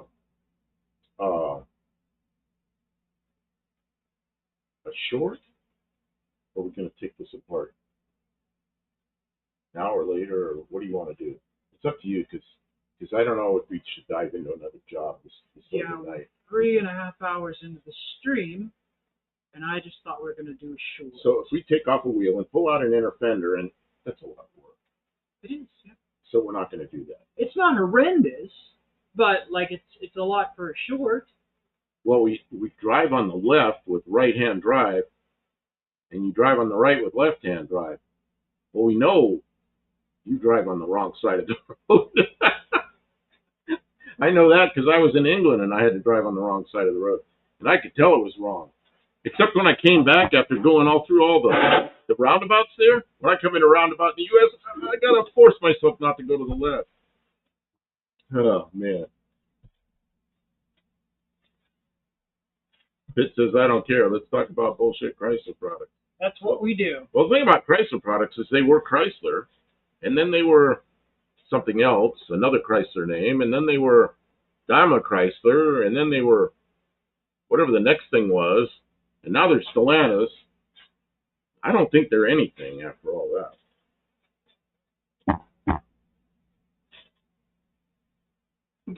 But we drive on the right side of the car. You know, I rode with a guy in England in a Russian car, and he was driving on the left side of the road with a Russian car, which is left-hand drive, and that was weird because I was in the right-hand seat, and the car is going by me like this, and he couldn't see around anybody, and he wanted to pass him. Oh my God! Tim says I had a strange ad for HIV meds. Really? What do you got? An ad for HIV meds, but you get 2 points. Maybe you were searching for some other meds, so they just give you every kind of Well, the med. other thing is sometimes they have a push to get those meds out to people, so they just have advertising dollars. Buddy So they Carpanos. just sell the advertising. Buddy Carpanos is my doctor. Asked if I was all right, and I said no, half left. Half left. Are you all right? My doctor. Don't get me started. Used to be. Oh, Bruce Colt said he had a Walmart ad. I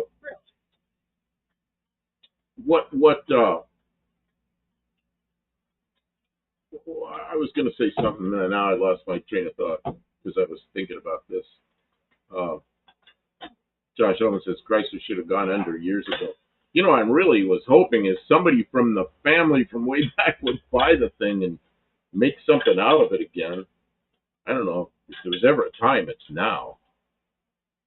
Bruce gets ad points. Uh-oh, where'd that Bruce Yeah, I got to walk. Yeah, he gets 2 points. Oh yeah, you do. I'm sorry I didn't tell you, but anybody who's told us about ads, if we didn't award points, I didn't award any points when I was being a show. Keep off the footpaths in Dunedin. My youngest daughter is learning to drive. Boy, these tires are getting really. Oh, you worried about tires again? Yeah, I know. We've got your dart running. We've got my car running. We can put miles on those cars. We don't have to drive this all the time. You know. Oh yeah, something about my doctor. I'm old. I got some medical issues, so I go to the doctor, and mostly I go there to get her to write prescriptions for my diabetic and my high blood pressure meds. I mean, that's number one. So I'm there. I said, I got a couple other questions I need to ask while I'm here. And she goes like this. She goes, one question and make it quick because I don't have much time. Okay. So I asked her a question. She referred me to a dermatologist. The dermatologist was really nice. Listened to what I had to say and took care of the problem. And we had to change detergent.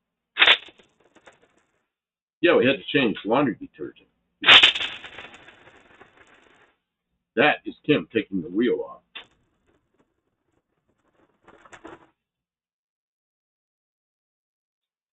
Battery didn't have much left in This it. says my young driving nephews are killing me. Ain't their fault though. It's their shitbag dad that buys shitbag trucks for them. Dean says best way to get your drugs, but a sonic shotgun. You know what I did when I lived in Arizona? Yeah, I was talking about this earlier, back and forth across the border. See, I just go across the border because on the Mexican side, they're so nice. It's like you walk in the pharmacy. Go ahead. You walk in the pharmacy, and there's like many of them. You walk in there, and it's always the same thing. Come on in. Can I help you, sir? And they treat you like you're the only one there, and there's other customers, but there's plenty of help. And if you need a doctor for something, there's a doctor in the pharmacy. But mostly, a lot of the stuff that I buy is just over the counter there. You don't need a prescription for diabetic meds. See the wear. Yes, wearing. Yeah, the wear bars are showing. These pads are about done too.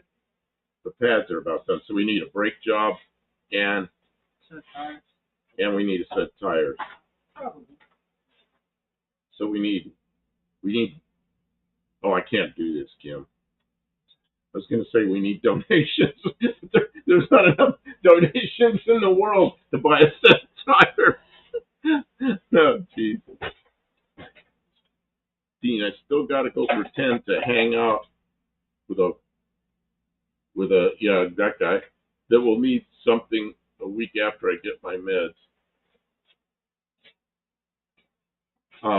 We'll get tires, but it's gonna take me a little while. Buddy Carapano says I had the same problem with Tide laundry detergent. It was giving me a rash. What it was with me is laundry detergents, like they're almost all of them are bad. They all, for me, they have I don't know what you call it, like stuff that smells good. I don't know, perfume or what the hell it is. Heavy detergent. So there are mostly white bottles that have clear stuff in them with no low smelly business. Like Arm & Hammer or Tide makes a free and clear. It really helps. So that was one of the changes I made. It helped right away. Also, shampoos I was using they have an odor to them. It's something that smells good. Oh, it was the shampoo. And I changed it to baby shampoo. And so those two changes. You have scabs on your scalp. Oh, my scalp itch, my neck, the sides of my face is horrible, and it just cleared right up. So, and Tide cleans clothes really nicely, and for all my life I used it, but the last couple of years I can't use the stuff with the whatever the smelly business is, the odor. Here, show them what holds it together. This is the gizmo, the clip, what do you call these push pins? Push pins that hold the inner fender in. We have a whole bunch of them. I mean, this is kind of hard, so that's good. What is this? Kevin says, when I go to pain management, they don't even check my blood pressure. You're kidding me. That's one thing, both places I go, which is my regular doctor, who's actually a nurse practitioner, because you can't see the doctor anymore. The nurse practitioner, they always check my blood pressure, and the dermatologist always checks my blood pressure. They take my weight. They have one of those little blood oxygen detectors. They stick that on your finger, and then they put the little finger squeezer thing blood on. pressure, and then that's about it. And then Tavo says, that's why I look so young, because of the baby shampoo. I look like a baby again. I used to work with a guy out in Yuma, and he's laughing at me one day, and I go, he's just looking at me. He goes, I just think about you all the time. He goes, I just imagine you were like a little kid, and you had this big mustache. You were like 5 years old with this, because he says, I never seen you without the mustache. So he goes, I imagine you like a 5-year-old kid with this big mustache. He'd laugh. So I guess. Yeah, and Kevin Smith says, smooth as baby's buttocks. Buttocks. They actually wrote that on my directions. They used the word buttocks. And she did not use the word buttocks when she talked to me, but when she wrote it down, she used the word buttocks. But she used a much more crude word. I mean, no, it was not the A double dollar signs. It was something way worse. I looked at her. I said, "Yep, that's where it is." And but she wrote buttocks. Pretty good. For your buttocks. You know what's gonna make me mad? If I take this off and I still can't get to it from here. Oh, she's gonna be upset. She says when she is taking off the inner fender. I asked if you wanted to keep going, and then you went into another story. I mean, well, I guess. She's gonna be.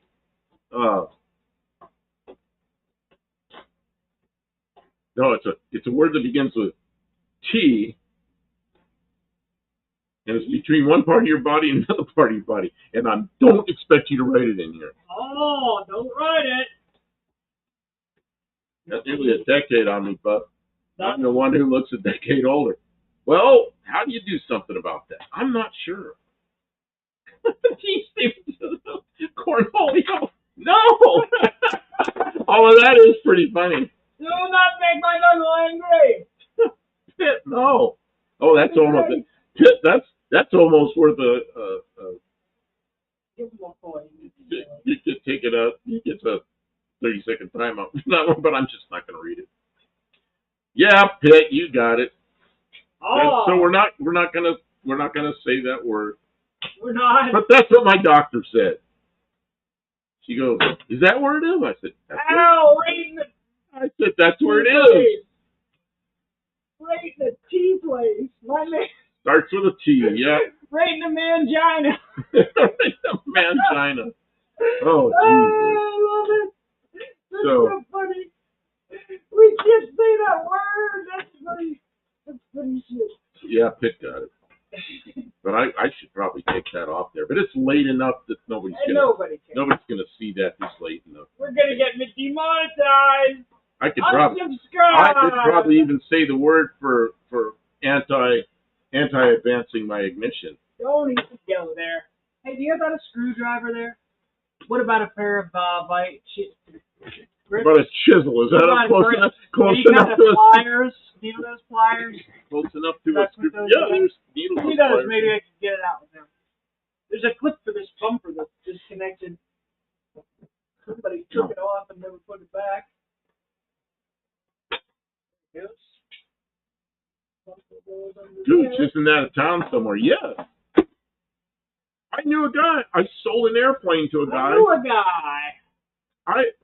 I sold an airplane to a guy, and his last name was Gooch. Hey, I got it up. What? It says, last night I left my house off him. Time out, Dean. Yeah, Dean had to say it again. Dean? He's in trouble. Oh, and Kevin Smith is laughing because she called it the man. Man, he spelled it really well, man. Ginar. Silliness. Curiosity. So yeah, that's where I had a rash. Unpleasant. Well, it was because the shampoo was rolling down his back. Well, and I washed myself with the shampoo because shampoo is really good because bar soap doesn't take grease and oil and stuff off, and I get all miserable, greasy, oily.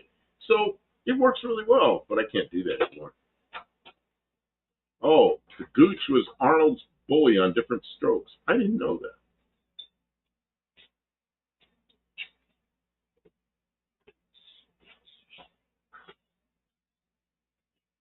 I don't know what size these are, but Oh, now I can see the light really well. You must be able to I get at pulled it. the socket out of the back of the. Yeah. This is how to get. I'm getting there. Now I just have to It find. says bathe in diesel. What the fuck up? What was his name? What was his name? I can't think of his name. Man, the guy did he had records with jokes. He was a comedian. Oh man, cannot pull names out of my head anymore. But he used to say, I can't do this without knowing who he is. Is he a white guy? No, he's a black guy. Black guy that was, what was the show about the junkyard? Oh, Red Fox. Red Fox. Red Fox. Yeah, she's got it. She gets points. Red Fox used to do one about cleaning soap, detergent, something. He called it Fug. It's like, no, it was Red Fox, and he'd talk about cleaning stuff, and he'd talk about the garbage can. He goes, bend over and fug your can. You're supposed to take this detergent called Fug and clean your garbage can, but he'd, like bend over and fug your can. Oh my God. This is when I was in the Air Force, and somebody's playing that in a shop, and we were laughing so hard. But he couldn't do that stuff on TV. Yeah, Sanford the son. I worked on that truck. I fixed a hole in that radiator. Did you really? Yeah, somebody had that thing up in my area, and I said, "Oh, this looks like the truck." He goes, "This is the truck." That's freaking wild.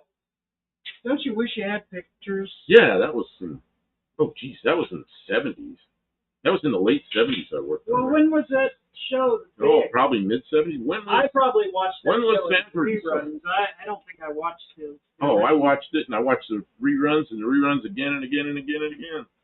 Oh my God.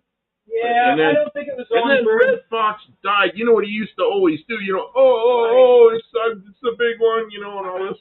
He's the big one. You know how he died? He was on stage between two takes, and he's going, like this, and he fell over, and everybody thought he was acting, and he had a heart attack, and he died. That must have sucked. Oh my God. How'd you like to be the person in charge? Carlos says bend over. He was mechanic at my last job. Married a girl named Eileen over. That was Chevy Chase's stuff. Oh, what was that noise? Was this bolt coming out? Oh, it sounded like it broke. Nah, it might have. Okay, so I got to take this gizmo out of here. Oh, because we got to plug the new thing. Plugs into this, I think. Yeah. It's a socket. It's a regular socket. Yeah, so somehow I got to get. See, it's got a cover on there. Yeah, you just peel it off. Yeah, but it doesn't seem to peel. It's a sticker. So I got a razor blade. It'll come off. It's a sticker. All right. Yeah. Okay, Rod Dog, that's enough. That's pushing it a little too far. Well, we're all getting a little bit naughty, so. Well, yeah, but with Red Fox with the detergent called Bug, I mean, that's. Oh my God, that guy was That's still not even funny. media prepared for today. Here you go. That guy was funny. Oh, cool. I can still get this thing You want off. to show them both before Yeah, I I put it will. in? I will show both. There you go. Okay, and we'll do a short while I have both pieces in my hand. See this thing? This is how the new part comes, like this. So it comes as one piece, but going down the road it becomes two pieces. So all you have left is this piece. That kind of sucks. Yeah, you can tell them you got to take the inner wheel. It says Red Fox paid for other younger comedians to live. The Russian from Living with Strangers is one. You know, Red Fox was really something, and brought a lot of enjoyment to my life. And he was just on Sanford and Son, a class act. And who was his friend that was Grady? Do you all remember Grady that was his friend on the show? Do you know anything about Grady? You remember the part he played on the show. He was kind of a goofball. But Grady was a teacher. He was a high school teacher. And but he's also an actor. Pretty interesting.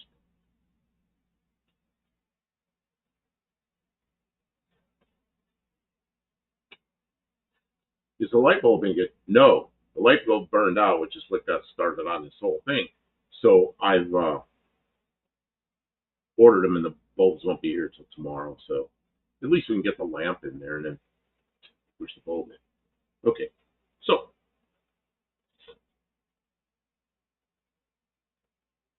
we have, and we've been on here 4 hours. Yeah, there's still people hanging out though, so we'll just, unless they make too much trouble. Okay, so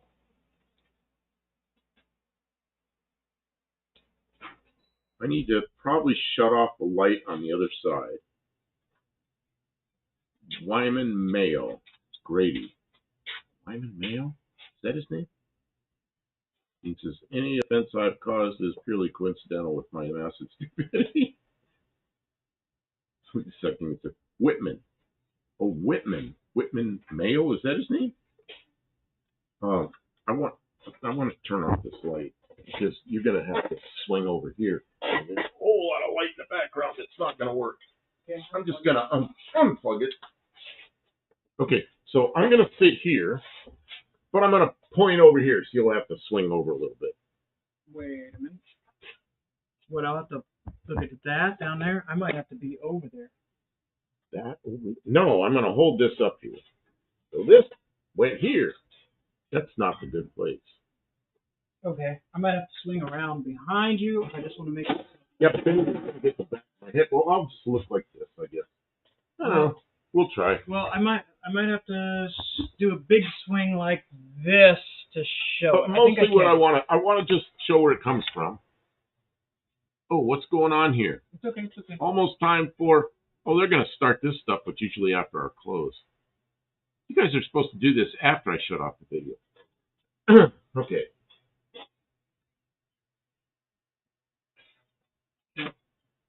I don't want that there. Well, can you see that? Yeah. Set it right here. You might fall. I'll set it here. Somebody needs to do the pixel art.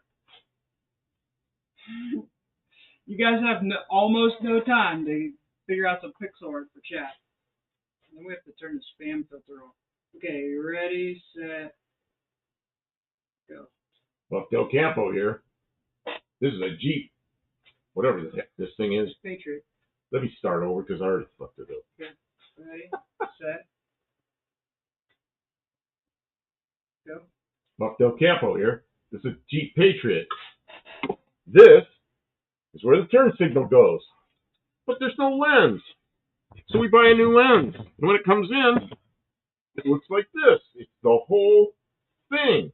So you don't buy a lens, you buy a whole thing, and the lens is glued on there, and then the lens falls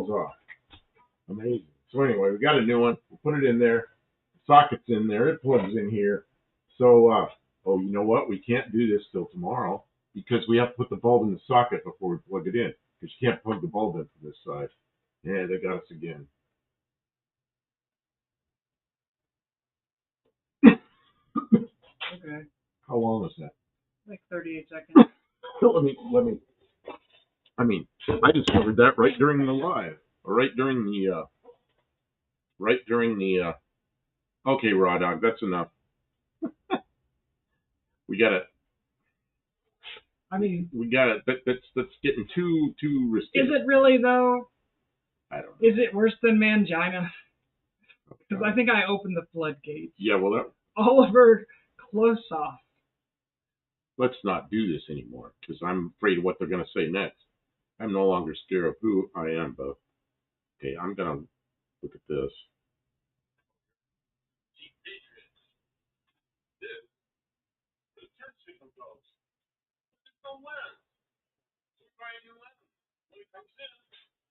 It looks like this. The whole thing. So you don't buy a lens, buy a whole thing, the lens is glued on there, and the lens falls off. So anyway, we got to do one, put it in there. Sockets in there, it goes in here. So well, you know what? We can't do this till tomorrow. Because we have to put the bulb in the socket before we put it in. You have to put the bulb in this side. Yeah, they got us again. Did they fold the lens in half? Kevin, you get 2 points. That's the best comment for a while. That's a good enough short. Okay. Fold the lens in half. Rodog's Yeah. been practicing for this his whole life. We didn't get this from the place that folds the head gaskets in half. They would have if they would have folded. I can't believe I can't believe they did that. I can believe somebody did it once, but I can't believe when the second one came like that was amusing. 2 head gaskets in half, 2 different orders. It's like, man, where do they find these people? That was extra. Maybe they're drinking too much. That was extra dumb. It's pretty amazing. See, now they're putting ads in on top of this stuff. Dean, look at Dean. What is that? I don't know. It looks like some kind of buttons. Buttons. What's the buttons for, Dean? There's like 1,000 buttons. Kevin, you're supposed to be a moderator. All right. What else? What else? There she go. Button. So Campo here. This is my weak ass floppy Air Force OGs. All right, Pitt. That's that. Just take that away. Kevin, please use your moderation on that comment. Pitt, just retract that, so I don't have to do it. Yeah, just get it, make it go. All right. Anything else you want to look? It's way past the weird hour. Obviously, it's past the weird hour. And we opened the floodgates, and now we are getting swamped. We've allowed it, and now it has gone all awry. Well, yeah, you did sort of start it. But people were having fun. It's good to have fun sometimes, a little. Why is this doing this? But I think I cannot find that hard drive that I bought. I bought a really nice one. I removed it. I'm sorry, Pitt. I just pulled it off. Don't be sorry. Because I don't want that. I don't want that as a permanent. It's over the line. It has to go permanent away. thing on here. Yep. We're not mad, but you just can't do it. Kevin says it's 3 a.m. Well, it's 2:10 a.m. here, so you're even. Well, you're in the past. No, you're in the future. Yeah, everybody in here is in the future except the people on the West Coast. Is that right? Yeah, they're in the past. We're living in the future. All right. Pitt says, "My bad. I'll reel it in." And yeah. Too late. I reeled it in.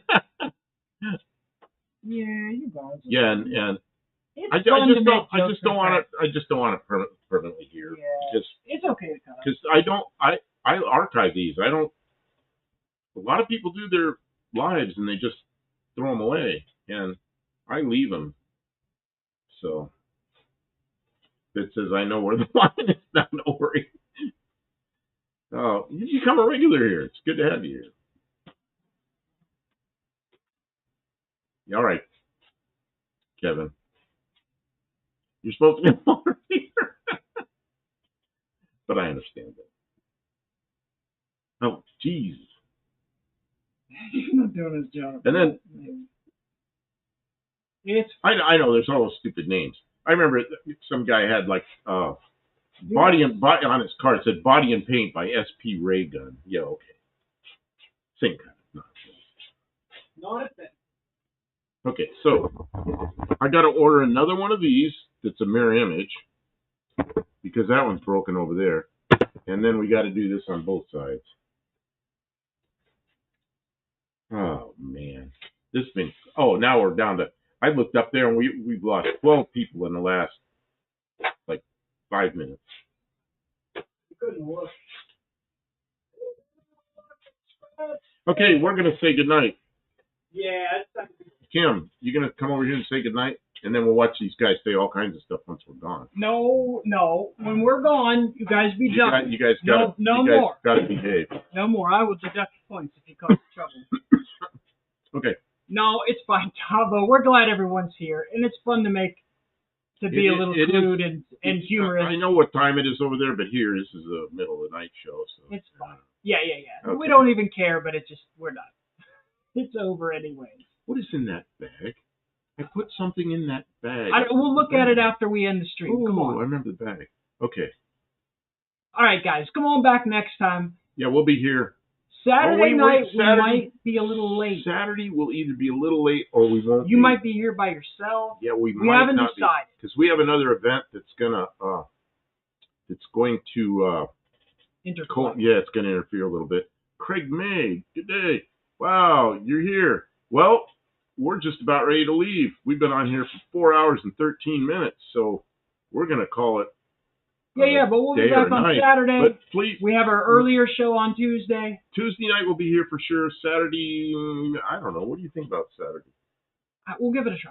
We'll give it a try on Saturday night. So, and I don't know where you are, Craig. I assume saying good day that you're down under somewhere.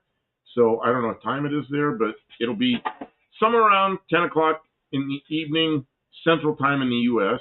Oh, Tavo says he'll fill in on a Saturday night. And then on Tuesday nights, it's and this is Central Time in the U.S., so you'll have to do some figuring. Will be 7 o'clock p.m. in the evening, and we do a whole different kind of show on Tuesday nights. We show pictures of people's cars. We're not in the shop. We're in the studio, and it's a whole different thing, but it's fun. So the other nights we're here in the shop. So thanks for being here. Thank you, everybody. Good night. Take care.